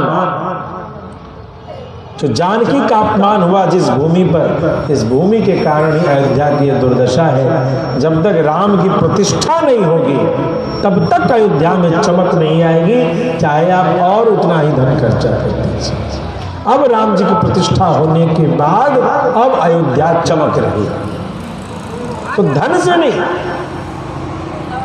धर्म से अयोध्या चमक रही। आप मिला लेना, जो लोग राम मंदिर बनते समय अयोध्या गए हो, उनसे पूछो अयोध्या कैसी थी और अब राम जी के आने के बाद अयोध्या कैसी है। जमीन आसमान का अंतर हो चुका है। क्यों? क्योंकि राम को तब भी निकाला गया था और राम को आज भी 500 वर्षों से निकाला गया था। भला हमारे लाडले लाल तंबू में रहते तो नगरी में वो मिट्टी जिसमें राम खेलते थे, वो मिट्टी कैसे प्रसन्न चित्त रहती, और जब तक मिट्टी हंसती नहीं तब तक नगरी में वो खिलखिलाहट आती कैसे? धन से नहीं, धर्म से अयोध्या सज रही है। इस प्रकार से महाराज दशरथ को समझाया। महाराज दशरथ होश में आए। सुमंत जी हाथ जोड़ करके खड़े हो गए। हे सुमंत जी, बताओ मेरे पुत्र कहाँ है? क्या तुमने उन्हें वन दिखा करके लौट जाने की बात नहीं कही? उन्हें लौटा करके लाना था। जाते समय क्या कहा उन सब ने? उनकी बातों से क्या लगा तुम्हें? प्रभु, तीनों को जब हम गंगा जी पर छोड़ रहे थे तो राम ने मुझसे यही कहा कि जिस प्रकार से अयोध्या में सब कुछ सुचारू रूप से चले वैसे ध्यान देंगे। मेरे तरफ से मेरी सभी माताओं को, पिता को, सबको प्रणाम कहिएगा और भरत जी से कहिएगा कि धर्मानुसार राज्य करें, सभी माताओं के प्रति प्रेम सद्भावना रखे और प्रजा के हित में निर्णय लिया करें। लक्ष्मण जी ने यद्यपि आपके प्रति रोष प्रदर्शित किया है कि निरपराध राम को वनवास क्यों भेजा पिता ने, तो जो पिता ये सोचते हो कि निरपराध राम को भेज करके तो ये सोचे कि एक राम को तो उन्होंने वनवास दिया और एक दूसरे पुत्र लक्ष्मण को उन्होंने खो दिया है।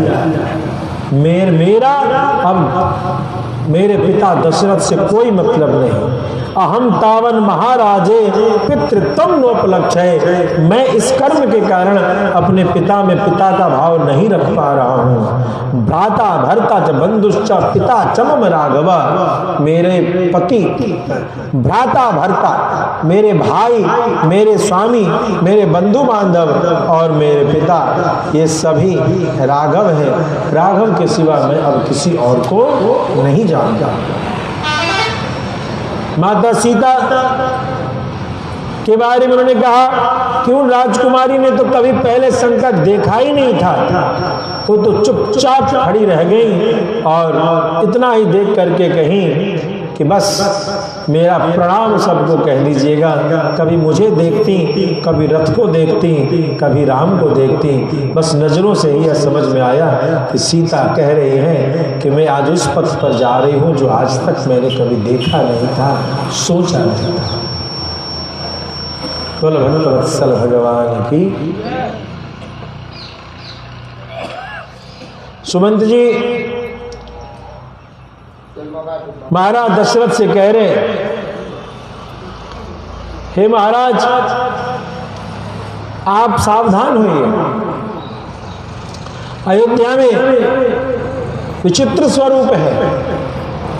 मनुष्य की क्या कहे, पशु पक्षी सभी बेहोश से पड़े हैं।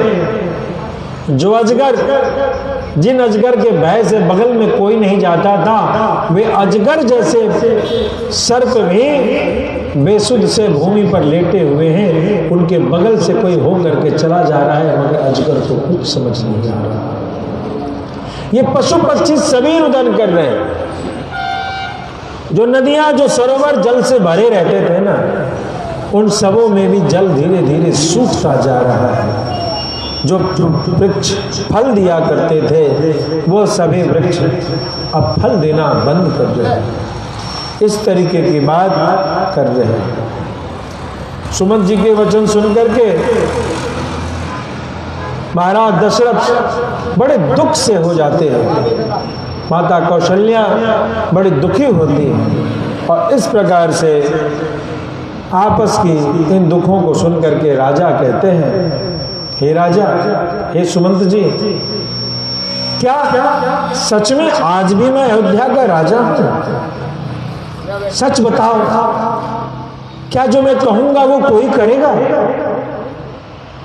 या आज मेरी भी अधिकार चली गई? हे सुमंत, मुझे ऐसा लगता है कि राम को वनवास जाने के बाद अब मेरी बात नहीं चलेगी। यह इशारा है कि राम से इतना प्रेम है सबको कि मैंने राम के प्रति जो निर्णय लिया है, इस निर्णय के कारण अब प्रजा मेरा सम्मान नहीं करेगी, अब ये मंत्रालय मेरा सम्मान नहीं करेगी। यदि मेरी बात चलती है तो सुनो,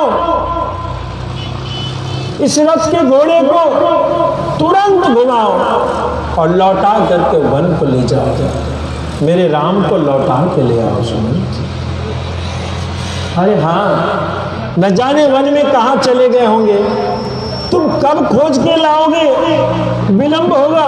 सुनो, इस रथ पर मैं भी चलूंगा, मुझे भी वन ले चलो, मैं बिना राम को देख एक पल भी जीवित नहीं रह पाऊंगा। सुमंत, तैयार करो घोड़ों को, रथ को निकालो, मैं अभी चलूंगा, मुझे वन ले चलो, मेरे प्राण अब जाने को तैयार है, मेरे राम का दर्शन कराओ। हे कौशल्या, मैं सच कहता हूं, मैं जब तक राम को नहीं देखूंगा तब तक मैं जीवित नहीं रह पाऊंगा। ऐसे विलाप करते हुए कभी दशरथ मूर्छित होते, माता कौशल्या तरीके तरीके से उन्हें कुछ बातें कहती। माता कौशल्या भी उनके मूर्छित होने पर यही प्रस्ताव देती हैं, हे सुमंत, श्री राम जानकी लखन के बिना मैं अयोध्या में रहकर क्या करूंगी? तुमने तो देखा होगा, राम किधर गए हैं, बस इसी रथ पर मुझे भी ले चलो, मैं वहीं जाऊंगी, अपने लाला के पास ही जाऊंगी, मैं उसी वन में रहूंगी। इस तरीके से बहुत चीजों को समझाने के पश्चात सारथी सुमंत जी उन्हें बार बार समझाते हैं और अब सुमंत जी कुछ सकारात्मक बातों को कह रहे हैं। नुपुरोत्कृष्ट लीलेवा खेलम गच्छति भामिनी इदानीमपि वैदेही तद रागान न्यस्त भूषण। बोलो भक्तवत्सल भगवान की। प्राय रामलीलाओं में एक दृश्य दिखाया जाता है कि जानकी जी जब विदा होती हैं वनवास के लिए, उसके बाद से उनको गेरुआ कपड़ा पहना दिया जाता है। ये प्रथा कब से चली, इसका क्या प्रमाण है सो तो पता नहीं, लेकिन रामलीला में ऐसा दिखाते हैं कि वनवास जब जा रहे हैं तो राम लक्ष्मण को तो साधु वेशधारी दिखाते ही है, माता जानकी को भी वैराग्य वेशधारी दिखाते हैं, उनके सारे आभूषण हटा देते हैं। लेकिन माता जानकी के आभूषण हटे नहीं थे, माता जानकी आभूषणों के साथ गई थी और जैसे सौभाग्यशालिनी स्त्रियां देवियां रहती हैं उस तरीके से थी। नूपुरोत्कृष्ट लीलेवा, यहां भी सुमंत जी कह रहे हैं कि श्री राम की प्रसन्नता के लिए यद्यपि उनका मन आभूषणों में नहीं है, लेकिन फिर भी प्रभु श्री राम की प्रसन्नता के लिए उन्होंने अपने पैरों में नूपुर आदि आभूषण धारण कर रखे हैं, जिन आभूषणों की झनकार से वहां पर सुंदर दर्शन दृश्य प्रस्तुत हो रहा है। और इस प्रकार से बड़ी प्रसन्नता के साथ सीता किसी तनाव में नहीं है, अपने पति के साथ सुरक्षित रूप से वन में विहार कर रही हैं। अतः यहाँ से एक बात या चिंता या चर्चा का विषय बनता है कि यह जानकी जी को वैराग्य वेश जो धारण कराते हैं या आधुनिकता के परिवेश में, तो यह एक तो धारण कराना नहीं चाहिए रामलीला में, क्योंकि ऐसा प्रमाण वाल्मीकि रामायण नहीं देता है। दूसरा, यदि ऐसा कोई वेश आएगा भी तो आगे जो माता अनुसुईया प्रदान करती हैं अक्षय वस्त्र, उस वस्त्र में भले वैसे रूप को दिखाया जा सकता है, क्योंकि अपहरण के समय भी उन्होंने जो आभूषण गिराए हैं, आभूषण गिराने का आया ना कि आभूषण गिराते हैं अपने आंचल में बांध करके, और वह आभूषण 5 मंत्रियों को प्राप्त होता है। तो इस तरीके से वर्तमान में जो ये रामलीला के लोग हैं, यह अकारण ही माता जानकी के श्रृंगार को हटा करके श्रृंगार विहीन दर्शन मंच पे करा रहे होते हैं। और यह ऐसा चर्चा चल रहा होता है। तो मैं तो यही निवेदन करूंगा, यदि कोई रामलीला मंडली के लोग हैं तो इस पर ध्यान दें, विचार करें और माता जानकी के रामलीला के समय में, वनवास के समय में ऐसा दृश्य न करके उन्हें 16 श्रृंगार से युक्त रखें। हाँ, वन प्रदेश में उनके पैरों में महावर नहीं थे, महावर नहीं मिलेगा, लेकिन स्वर्ण आदि के आभूषण उनके साथ सुरक्षित थे। और महावर नहीं थे तो सुमन जी कहते हैं उनके पैरों में महावर तो नहीं दिखते, लेकिन पैर प्राकृतिक रूप से इतने लाल हैं कि वह महावर जैसे दिखाई देते हैं। इसलिए हे महारानी, आप माता सीता, आप सीता को बिना श्रृंगार के मत माने, ऐसा करके आश्वासन कौशल्या मैया को दे रहे हैं। माता कौशल्या सीता मैया के, राम जी के, लक्ष्मण जी के, उन सभी के प्रसंगों को सुन करके एक पत्नी जिस प्रकार से कुपित होती है अपने पति पर, वैसा कोप अपने पति को दिखाती है और कहती है कि सुनिए, आपने जो कैकेयी के कारण इस प्रकार की लीला की है, कैसे वो तीनों के तीनों कष्ट को सहेंगे? कितना बड़ा अपराध आपने किया है। अरे जो जनक नंदिनी सदैव ही बड़े आनंद के साथ रही है, उस जनक नंदिनी को आज तिन्नी के चावल खोज खोज के जंगल में कभी वो पका करके खा पाएगी? कितना कष्ट उसको मिल रहा है। अरे जिनके सामने इंद्र के बिछावन से भी सुंदर बिछावन जिस मेरे राम को मैं देती थी, आज वह कैसे तकिए की जगह पर अपने बाहों को लगा करके सोएंगे? आज वन में वह लक्ष्मण कैसे रहेगा? इन सभी चीजों को कभी विचारते हो?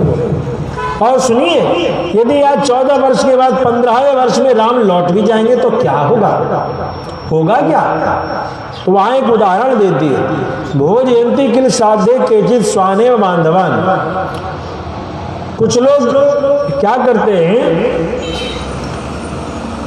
कि अपना, जैसे ब्राह्मण के घर में श्राद्ध है तो उनके हित मीत चले आते हैं, तो उनको और वो हड़बड़ करने लगते हैं, जैसे दामाद हैं, फूफा हैं, ये सब ज़्यादा हड़बड़ करते हैं, यार मुझे जाना है, मुझे जाना है, मुझे जाना है। तो होता क्या, अच्छा ये भी तो ब्राह्मण है, इनको भोजन करा दो, बाद में जो और ब्राह्मण आएंगे उनको करा देंगे। तो ऐसी स्थिति में जिनको निमंत्रण दिया हुआ गया रहता है, वे जब ब्राह्मण आते हैं तो वे उस पंगत में बैठ करके भोजन करना नहीं चाहते।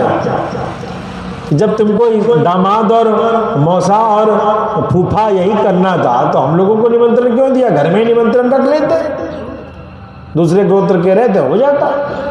तो उसी तरीके की स्थिति बता, ऐसा करते हैं लोग। और ऐसा श्राद्ध में होना, ब्याह में तो हो रहा है। एक तो बाराती आती है नाचते नाचते नचनिया बन के देर से, वैसे बाराती का स्वागत भी कैसे किया जाए? अब लड़की वाला सोचता है हमारे परिचय के लोग आ रहे हैं तो क्या करें, तो ये लड़की वाले जो जाते हैं तो फॉर्मेलिटी के लिए जाते हैं। पहले का समाज खत्म हो गया। पहले क्या था, जब बाराती आती थी तो घर घर से तखत आ जाता था, घर घर से चौकी कुर्सी आ गई और 10-20 लड़के समाज के रहते थे पारुष भोजन आदि कराने के लिए। तो सबको अतिथि विष्णु स्वरूप जान के, अतिथि देवो भव जान करके उनको भोजन कराने के बाद लड़की के पक्ष के लोग खाते थे। लेकिन अब लड़का तो कुत्ता बंदर जैसा नाचते आता है, शादी से कम फोटो से ज्यादा मतलब रहता है। अरे जहाँ संस्कार नहीं है तो उसको बंदर का ही तो नाच कहेंगे। नाचना चाहिए लेकिन संस्कार की चिंता नहीं है। वो डांस करते हुए पी पा के अभक्षा भक्ष करके नौटंकी करता हुआ आता है। अब ऐसा लड़का के चक्कर में सामाजिकता तो रही नहीं, फोटो खिंचाना है। मेरे घर में 500 लोग आए, उसकी गिनती करानी पड़े, तो लोग आते हैं और कहते हैं महाराज कल सवेरे की ड्यूटी पकड़नी है। बस जैसे तैसे बाराती लेट से आ रही है तो लड़की के पक्ष के लोग भी पहले गड़कबम पहले अपना करते हैं और चल जाते हैं। तो बाराती जब आती है तब की तब देख लेंगे, 2-4-10 बेचारे युवक फंसते हैं और अपना वो मेंटेन करके कर लेते। तो ऐसा करना नहीं चाहिए। लेकिन अब ये बंदरों की फौज में क्या किया जाए? ये लड़की वालों को इतना नखड़ा करेंगे बाराती कि मार डालेंगे भूखे। तो ऐसा नहीं करना चाहिए। बाराती को भी सूर्यास्त के बाद समय रहते पहुंच जाना चाहिए। 7-8 बजे आओ, नाश्ता करो, भोजन करो, 2-2 बार खाओ। पहले प्रथा थी आते समय चाय नाश्ता हुआ और उसके 2-3 घंटा बाद।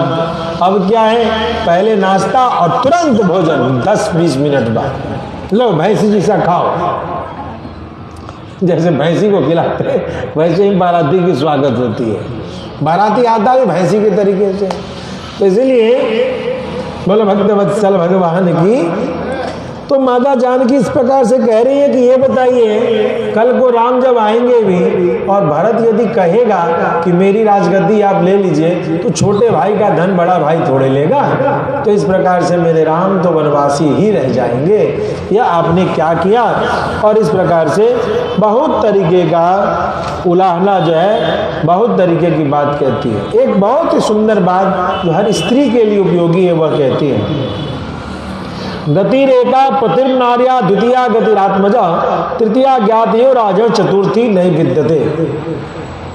एक औरत के कितने सहारे हैं। गतिरेका पति, पहला गति है उसका पति।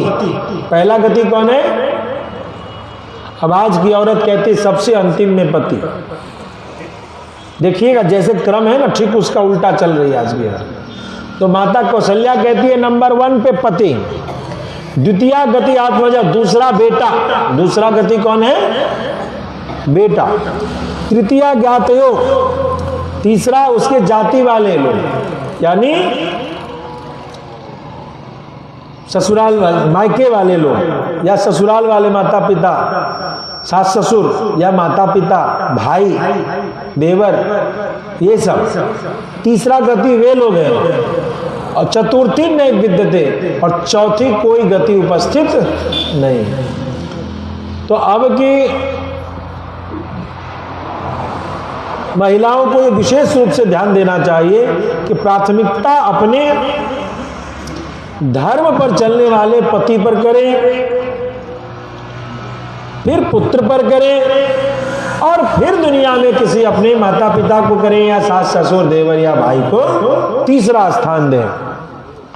चौथा उनके लिए कोई उपयुक्त निर्णय नहीं है। ज्ञाति मतलब जाति के लोग यदि अपने समाज को छोड़ करके आगे हो जाता, जैसे पहले गांव में कोई विधवा हो जाती थी तो वह हंसते खेलते उसका जीवन कट जाता था, समाज के लोग उसका कर देते थे। एक प्रेम था, एक व्यवहार था, एक बातचीत थी, सभी औरतें मिलकर के उसका सब शौक श्रृंगार कर देती थी और व्यवस्था उसकी हो जाती थी, जीवन कट जाता था। कहती है कि हे प्रभु, तुमने तो मेरा सब छीन लिया, मेरे आप हैं नहीं क्योंकि आप साउथ के वशीभूत हैं। दूसरा मेरा पुत्र है वह मुझसे दूर चला गया, और तीसरा सहारा जो बंधु बांधव है वो मेरे माता पिता तो अब रहे नहीं ना, मेरे सास ससुर रहे। तो अब तीसरा मैं किसकी मुंह देखूं, किसकी बात करूं। पहले आप साउथ के बस में, बेटा दूर चला गया, और तीसरा मुझसे बड़ा कोई ऐसा है नहीं जिसको मैं कुछ कह सकूं। अब आपकी सेवा छोड़ करके मैं श्री राम के पास वन में जाना चाहती हूँ। बस सच जानिए, आपने श्री राम को ही नहीं, आपने मुझे भी मार दिया। मुझे तो मारा ही मारा, पूरी अयोध्या का आपने सत्यानाश कर दिया इस बात को करके। एक तो पुत्र के जाने का दुख, और दूसरा कौशल्या आज पहली बार क्रोध में आकर के ऐसी बातें कह रही हैं। महाराज दशरथ, जब पत्नी हृदय से दुखी होकर के बोलने लगती है तो हर पति का हाथ जुड़ जाता है। जब उसने अपराध किया, हाथ जोड़ करके क्षमा मांगने लगता, देवी मुझे क्षमा कर दो, मुझे क्षमा कर दो। जैसे ही महाराज दशरथ ने हाथ जोड़ा, कैकेयी तो नहीं बदली थी, लेकिन माता कौशल्या तुरंत उस हाथ के नीचे अपना सर रख लेती। जब अपने से श्रेष्ठ कोई हाथ जोड़ रहा हो तो उस हाथ के आगे अपना हाथ मत बढ़ाओ, अपना माथा बढ़ाओ कि ये हाथ ऐसे शोभा नहीं देता, ये हाथ ऐसे शोभा देता।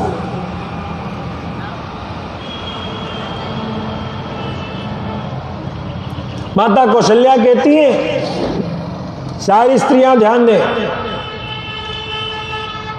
क्षमा कर दीजिए महाराज, मैं आपके चरणों में हाथ जोड़ करके क्षमा करती हूं। जो मेरे मुख से निकला वो इसलिए निकला क्योंकि मुझे अपने पुत्र की बहुत दुख हो रही है।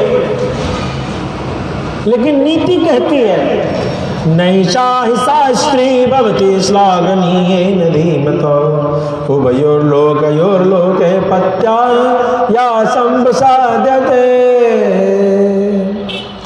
पति अपनी स्त्री के लिए इस लोक और परलोक में भी पूजनीय है, प्रशंसा करने योग्य है। इस जगत में जो स्त्री अपने पति के द्वारा मनाई जाती है कि तुम रूठ गई हो तो मैं तुमको मनाऊंगा, तुम जो कहो मैं वो करूंगा, लेकिन तुम रूठो मत, ऐसा किसी विवेकशील पति को करना पड़ जाए तो वह स्त्री कुलीन कहलाने योग्य नहीं है।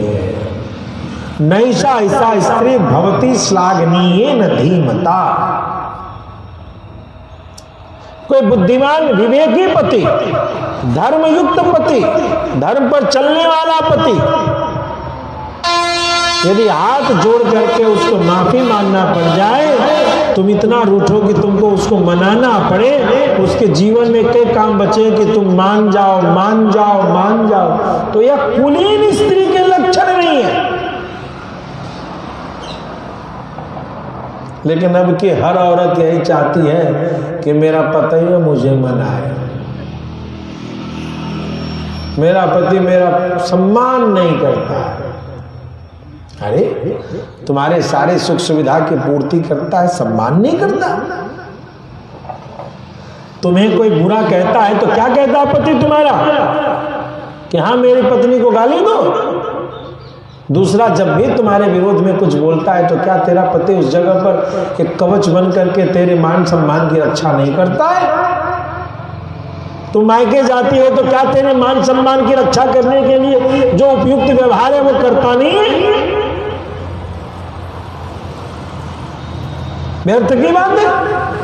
आधुनिकता की आग में हम अपने घर को जला रहे हैं और आज स्थिति यह हो गई है, पता चलता है कोई कोई लड़की ऐसी है कि 3-3 4-4 ब्याह करती है, कोई कोई लड़का ऐसा बेचारा 3-3 4-4 ब्याह कर रहा है, घर नहीं बस रहा है। तो न तो पुरुष बहुत ज्यादा रंगीन पानी पिए और न औरत अपने खोपड़ी में रंगीन पानी रख ले। औरत को भी आजकल वो टीवी वाला चिकना जो फ्रेम में दिखाता है घर, वो बहुत अच्छा लगता है और सोचती है कि इसमें झाड़ू तो लगाना नहीं पड़ता है। बोलो भक्त वत्सल भगवान की। ऐसा लगता है कि जैसे कि टीवी वाला घर में जो महल है उसमें कोई झाड़ू थोड़े लगाता है, उसमें पोछा थोड़े लगता होगा, उसमें खाना बनाना नहीं पड़ता, ऐसे ही प्लेट में आ जाता है, ऐसे ही कपड़े प्रेस होके आ जाते हैं। अरे प्यारे, एक कहानी है एक राजा एक रानी की। दुनिया में एक बहुत बड़ा देश है जिसका नाम है रूस। रूस में एक राजा हुआ जिसका नाम था जार और उसकी पत्नी का नाम था जरीना। क्या नाम था? जरीना। जरीना से ब्याह करने का जब चर्चा किया तो जरीना ने कहा मैं रोज हर नए कमरे में सुहाग रात करूंगी, मेरा कमरा मकान नया होना चाहिए तो मैं तुमसे ब्याह करूंगी, नहीं तो क्या फायदा इतने बड़े सम्राट से ब्याह करने का। जानने का ये क्या? तो हाँ, एक रात में जहां सो जाऊंगी उस घर में दोबारा नहीं सोऊंगी, दूसरे घर में सोऊंगी। अब उस राजा को उस पर मन आ गया था। राजा ने कहा तथास्तु, मैं यही करूंगा। अब तो सारे पुल बनाने, सड़क बनाना, पुल बनाना, उद्यान बनाना, कुआं बनाना, तालाब बनाना, बांध बनाना सब बंद। स्कूल बनाना, अस्पताल बनाना, चेक पोस्ट बनाना, सब बंद। सारे मिस्त्री ठेका क्या पास हो रहा है? बेडरूम बनाने का। रोज एक बेडरूम में गृह प्रवेश हो,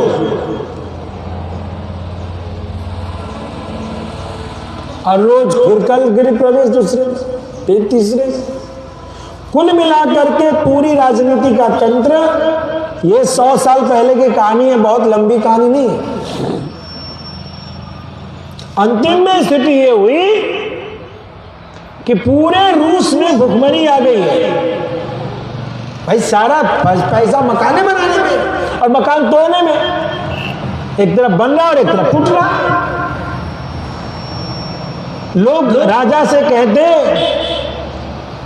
कि भोजन दो, रोजगार दो, तो गोलियां चल जाती, लाठी चल जाते, भगा दिए जाते।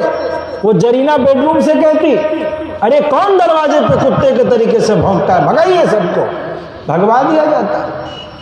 एक बार की बात है, औरत अपने बच्चों को गोदी में लेकर के वहां गई और कहीं हमारे बच्चों को खिलाने पिलाने को कुछ नहीं है, ये बच्चे भूख से मर जाएंगे। जरीना ने कहा कि ऐसे भिखारियों को तो मर जाना ही अच्छा है राजा, क्या करते हो, खत्म करो, रोज हल्ला करते हो। और गोली चला दी गई। 8 बच्चे, 40 बच्चे और औरत मर गए। और उसी जगह पर उस देश में एक क्रांति का निर्माण हुआ।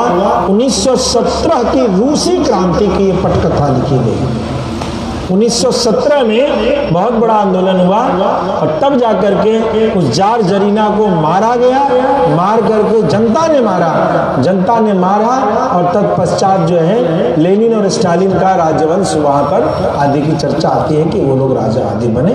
और उसके बाद तो ये दूसरा विश्व युद्ध और आदि की चर्चा आती है। खैर इतिहास की बात। अतः तो यहां ध्यान ये रखना होगा कि नारी का जीवन किस तरीके से रहना चाहिए, संयमित रहना चाहिए, एक आदर्श रूप में रहना चाहिए। अब ये जब नारी की चर्चा होती है तो औरत सब अपने मन में सोचते हैं तो पुरुष को कौन कह रहा है कि पी के चढ़ाए रखो। पुरुष को भी कोई नहीं कह रहा है कि पी के चढ़ाए रखो। लेकिन हे भारतवर्ष की देवियां, यदि किसी का पति मर जाए तो उसके बच्चे पल जाते हैं, लेकिन किसी की मां मर जाए तो उसके बच्चों को बहुत दिक्कत होती है कि नहीं? दिक्कत होती है कि नहीं? एक तरफ बाप मरे उतनी दिक्कत नहीं होती है, लेकिन होती है पैसे कौड़ी की, शौक श्रृंगार की, बच्चों को परेशानी होती है। लेकिन मां मर जाए तो होते हुए भी इसकी दिक्कत होती है। इसीलिए हमारे भारत के घर की आधार है देवियां।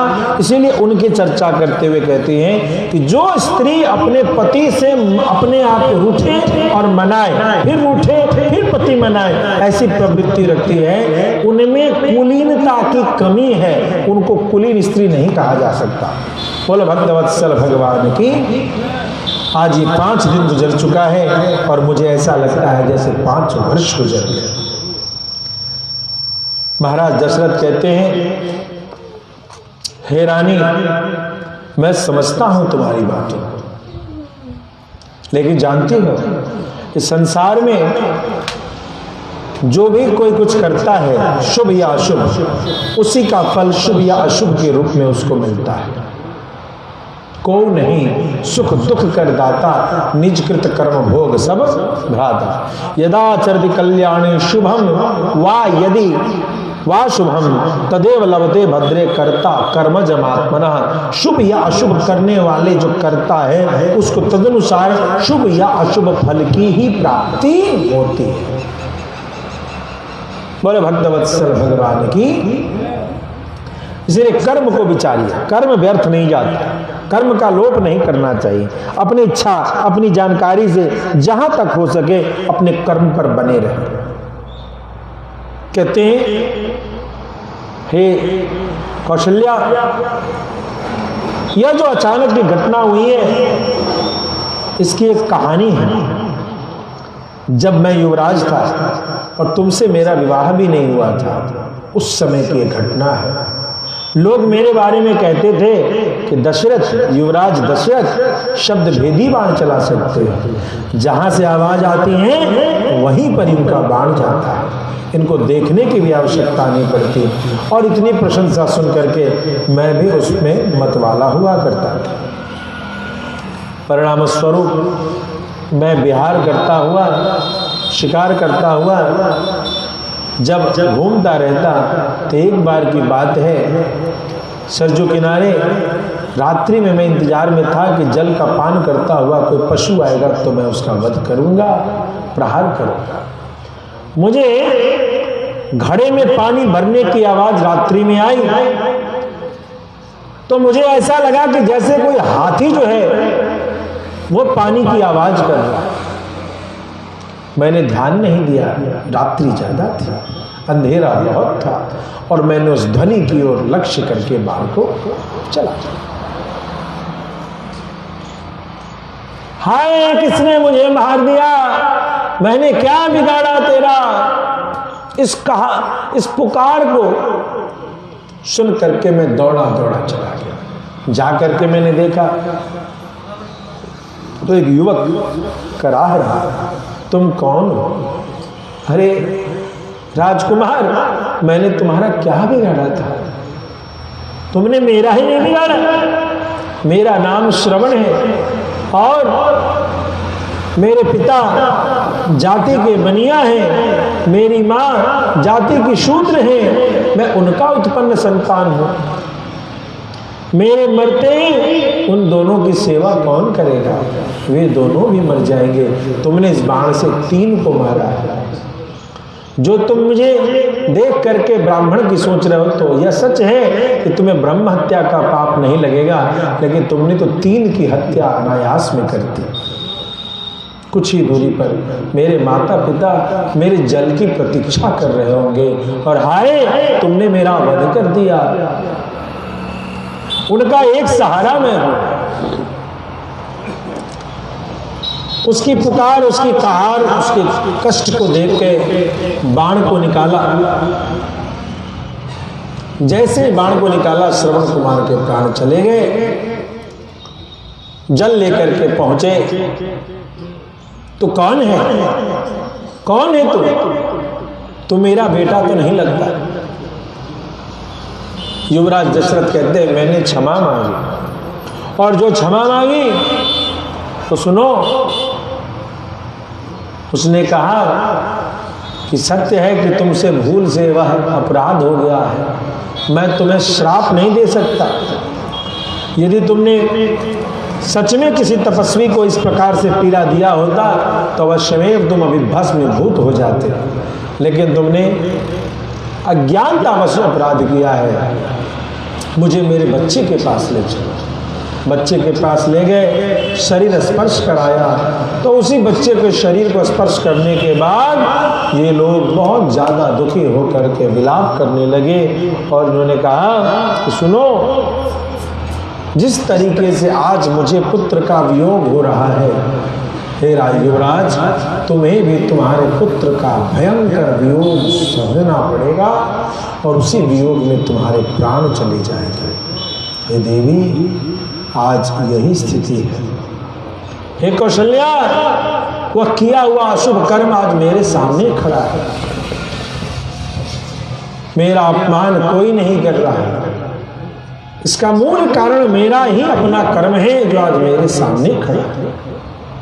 हे देवी, सच जानो, मैं आज विचित्र स्थिति में पहुंच गया हूं। हे कौशल्या, देखो ना, तुम कहाँ हो? मुझे छू कर बताओ, मुझे अब तुम दिखाई नहीं दे रही हो। अरे देवी सुनो, ऐसा लग रहा है कि मेरी आंख जैसे बंद हो रही है और मैं अब किसी को देख नहीं पा रहा हूं। कौशल्या, क्या तुम यही हो? कौशल्या कहती, मैं यही हूं, आपके सामने हूं, आप देख तो रहे मुझे। नहीं कौशल्या, मुझे अब तुम दिखाई नहीं दे रही।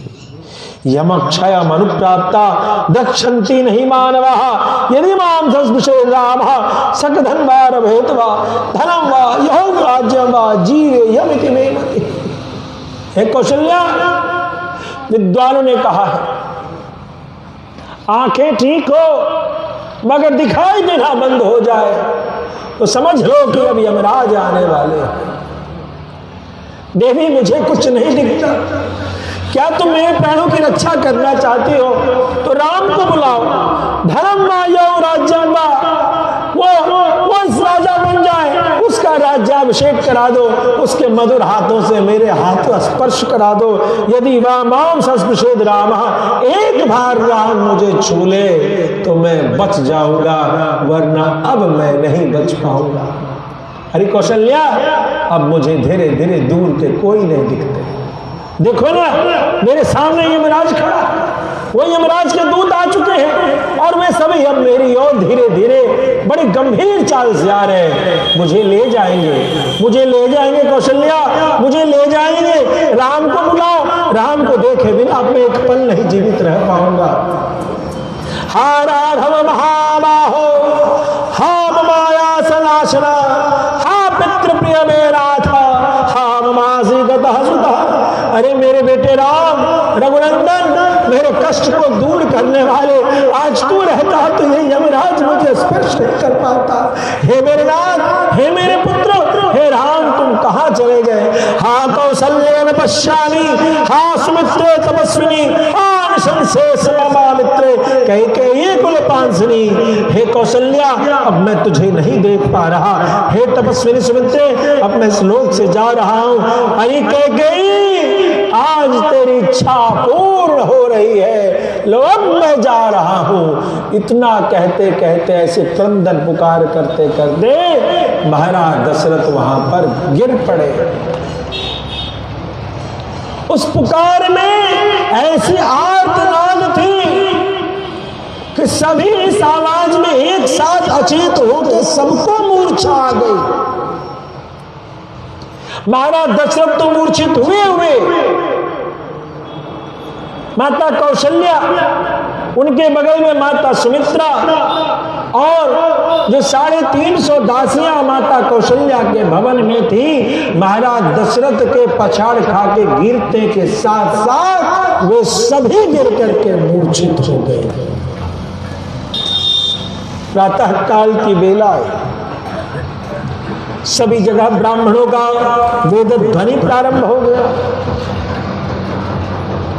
चिड़िया पक्षी कलरव कर रहे हैं। शाखास्था पंजरस्थाश्चा ये राजकुल गोचरा, ये जो तोते वृक्षों पर बैठे थे ये बोलने लगे और जो पिंजड़े में बंधे थे वे बोलने लगे। रोज के तरीके का प्रातः प्रारंभ हो गया। सारे प्रजाजन राजमार्ग पर आने जाने लगे, लेकिन आज विलंब सा हो गया है।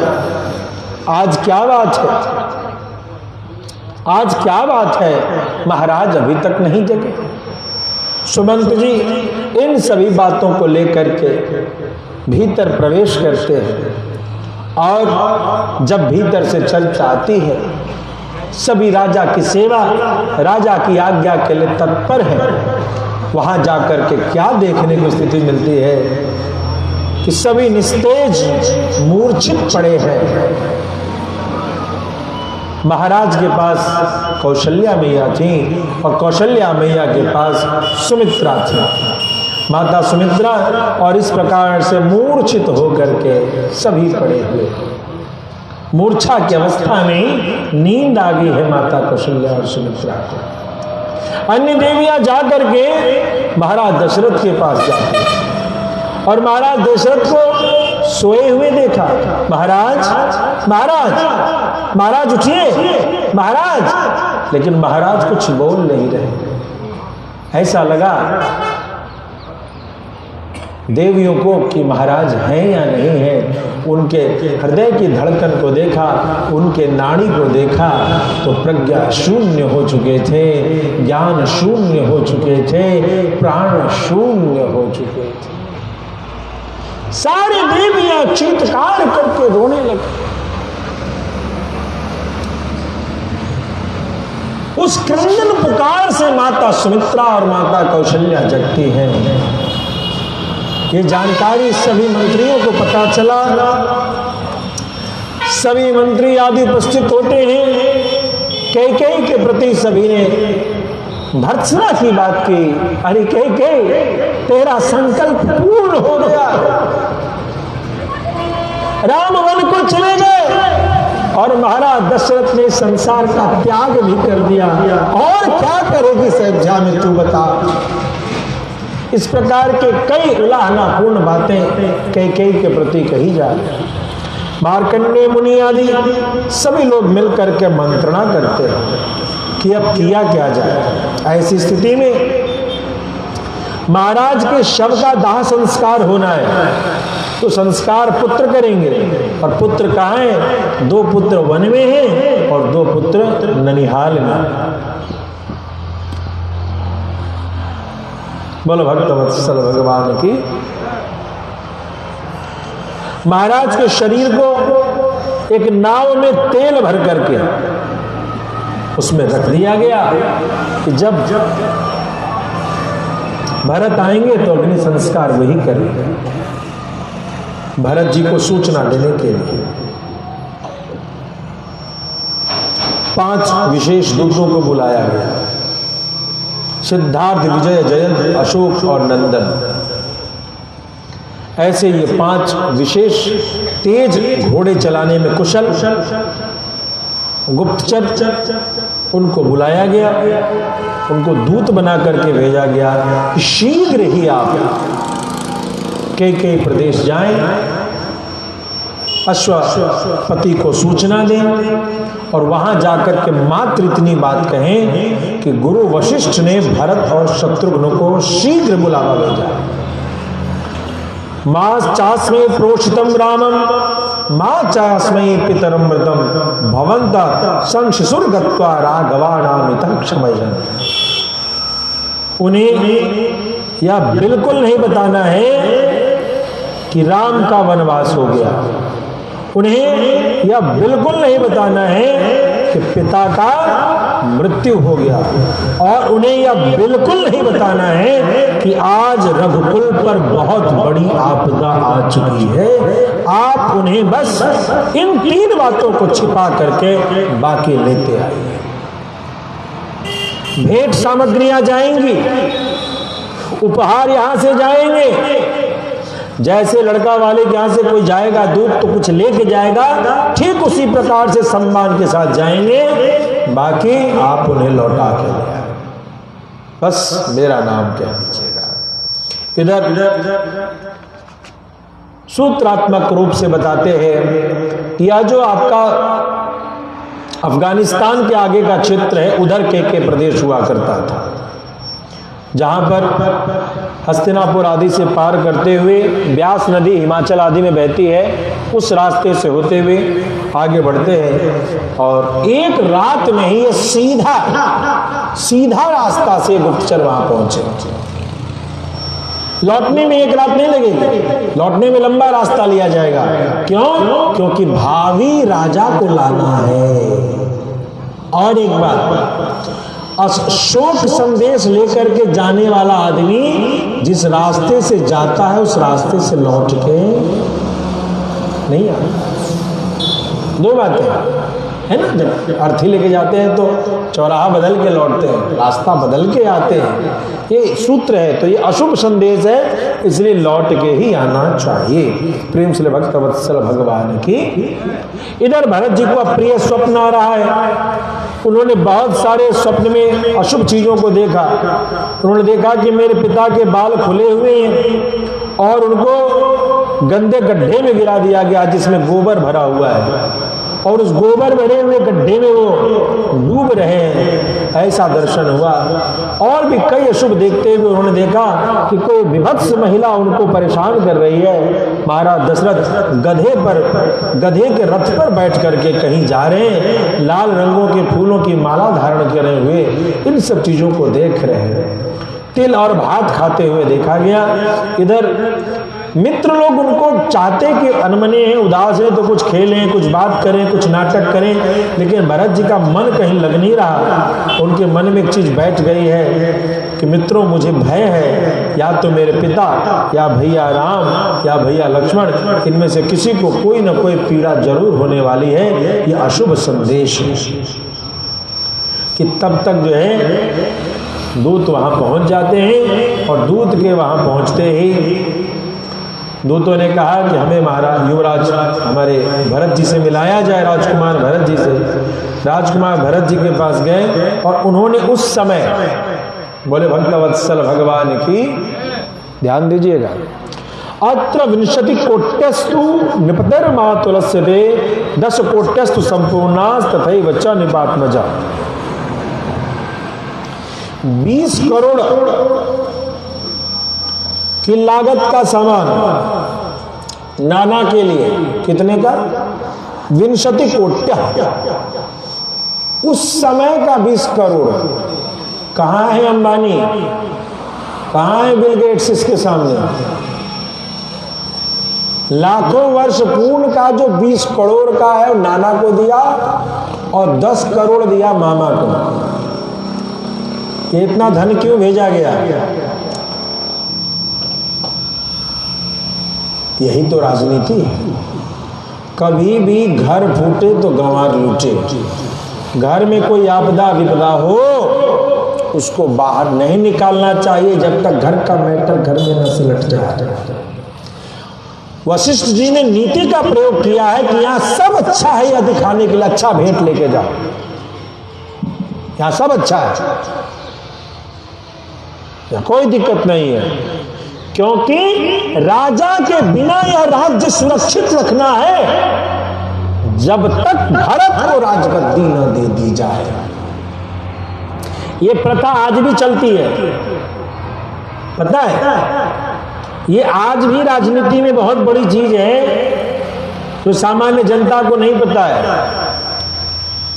यदि कोई पीएम या राष्ट्रपति अपने कार्यकाल में वो एक्सपायर कर जाता है गद्दी पर होते हुए, तो उसकी एक्सपायर की घोषणा बाहर नहीं की जाती है जब तक उसकी जगह पर किसी प्रधानमंत्री और राष्ट्रपति की व्यवस्था न बना दी जाए। एक तरफ उसकी घोषणा कि इनका शरीर पूरा हुआ, और दूसरी तरफ थोड़ी ही देर बाद एक दूसरे प्रधानमंत्री और राष्ट्रपति का निर्विरोध चयन।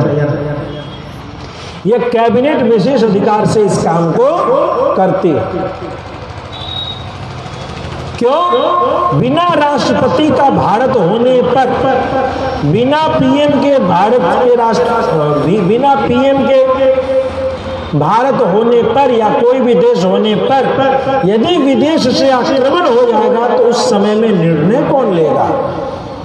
तो अराजकता की स्थिति में दुर्घटनाओं की संभावना, विदेशी आक्रांताओं की घटना की संभावना बहुत ज्यादा होने के कारण राजकाज की राजनीति कहती है कि इसको तब तक छिपाना होता है जब तक उचित उत्तराधिकारी का या उचित प्लेटफॉर्म का निर्माण न हो जाए। तो भरत जी को बुलाया जा रहा है। भरत जी अपने नाना जी आदि से सबसे मिलकर के, सबसे आज्ञा लेकर के कि दूत आए हैं, नाना जी यदि आपकी आज्ञा हो तो जाएं। तो दूतों का परीक्षण लेकर के विश्वसनीय सूत्र आदि देख करके उन्होंने कहा ठीक है जाइए। और उधर से नाना जी ने भी उपहार भेजा है कि बेटा जा रहा है, ये धोती, क्या धोती कहते इधर ना, जा रहा है तो उसको विदा करो। उसको लेकर के महाराज लंबे रास्ते से हिमालय के और भीतर से होते हुए घूम करके तब अयोध्या आ रहे हैं, जिसमें 8 दिन की यात्रा लगी। 8वीं रात्रि को महाराज भरत अयोध्या पहुंचते हैं। अयोध्या में क्या स्थिति है, इन सभी स्थिति को और किस प्रकार से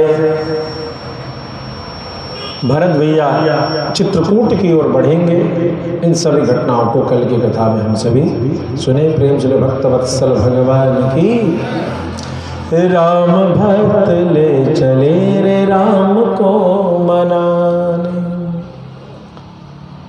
अयोध्या में राजा कौन होगा और इन सभी चीजों के दर्शन को कल हम सभी बड़े भाव से सुनेंगे। प्रेम से भक्त वत्सल भगवान के जय। रे मन चल तो मिथिला धाम, रटे जा सीता सीताराम। मन चल तो मिथिला धाम, रटे जा सीता सीताराम। मिलेंगे अवध बिहारी, मिलेंगे मिथिला बिहारी। ओ मिलेंगे अवध बिहारी, मिलेंगे मिथिला बिहारी। तीनों लोक ते प्यारी मिथिला, जग से सारी न्यारी मिथिला। तीनों लोक ते प्यारी मिथिला, जग से सारी न्यारी मिथिला। जहाँ प्रगटी हाँ प्रगटी, जहाँ प्रगटी जनक किशोरी, जहाँ प्रगटी जनक किशोरी। जो है प्यारी बहन हमारी, मिलेंगे अवध बिहारी, मिलेंगे मिथिला बिहारी। हाँ मिलेंगे अवध बिहारी, मिलेंगे मिथिला बिहारी। मी से मिथिला में 3 अक्षर हैं। मिथिला को प्रणव के समान यानी ओंकार के समान बताया गया है इस मिथिला नाम को ही। मी से निर्मित माया सारी, मी से निर्मित माया सारी। थी से स्थिति जग विस्तारी, थी से स्थिति जग विस्तारी। मी से निर्मित माया सारी, थी से स्थिति जग विस्तारी। और ला से हाँ ला से, और ला से प्रलय कहानी, और ला से प्रलय कहानी। संतों ने ओम तुल्य मानी, मिलेंगे अवध बिहारी, मिलेंगे मिथिला बिहारी। हाँ मिलेंगे अवध बिहारी, मिलेंगे मिथिला बिहारी। है सीता जहाँ की प्यारी बिटिया, हाँ सीता जहाँ की प्यारी बिटिया। राम जहाँ के सांवरे पहुना, पहुना दामाद को पाहुन कहते हैं। है सीता जहाँ की प्यारी बिटिया, राम जहाँ के सांवरे पहुना। जहाँ दुल्हा दुल्हन पूजते, जहाँ दुल्हा दुल्हन पूजते, और गाली राम भी सुनते। मिलेंगे अवध बिहारी, मिलेंगे मिथिला बिहारी। हाँ मिलेंगे अवध बिहारी, मिलेंगे मिथिला बिहारी। हाँ सीता मेरी लाडली बहना, सीता मेरी प्यारी बहना। तेरे भैया का इतना कहना, सीता मेरी लाडली बहना। तेरे भैया का इतना कहना। जो आवे हाँ आवे, जो आवे मिथिला धाम, पावे वो अनुपम ठाम। जो आवे मिथिला धाम, पावे वो अनुपम ठाम। मिलेंगे अवध बिहारी, मिलेंगे मिथिला बिहारी। हाँ मिलेंगे अवध बिहारी, मिलेंगे मिथिला बिहारी। हो मिलेंगे अवध बिहारी, मिलेंगे मिथिला बिहारी। श्री सीताराम नाम महाराज।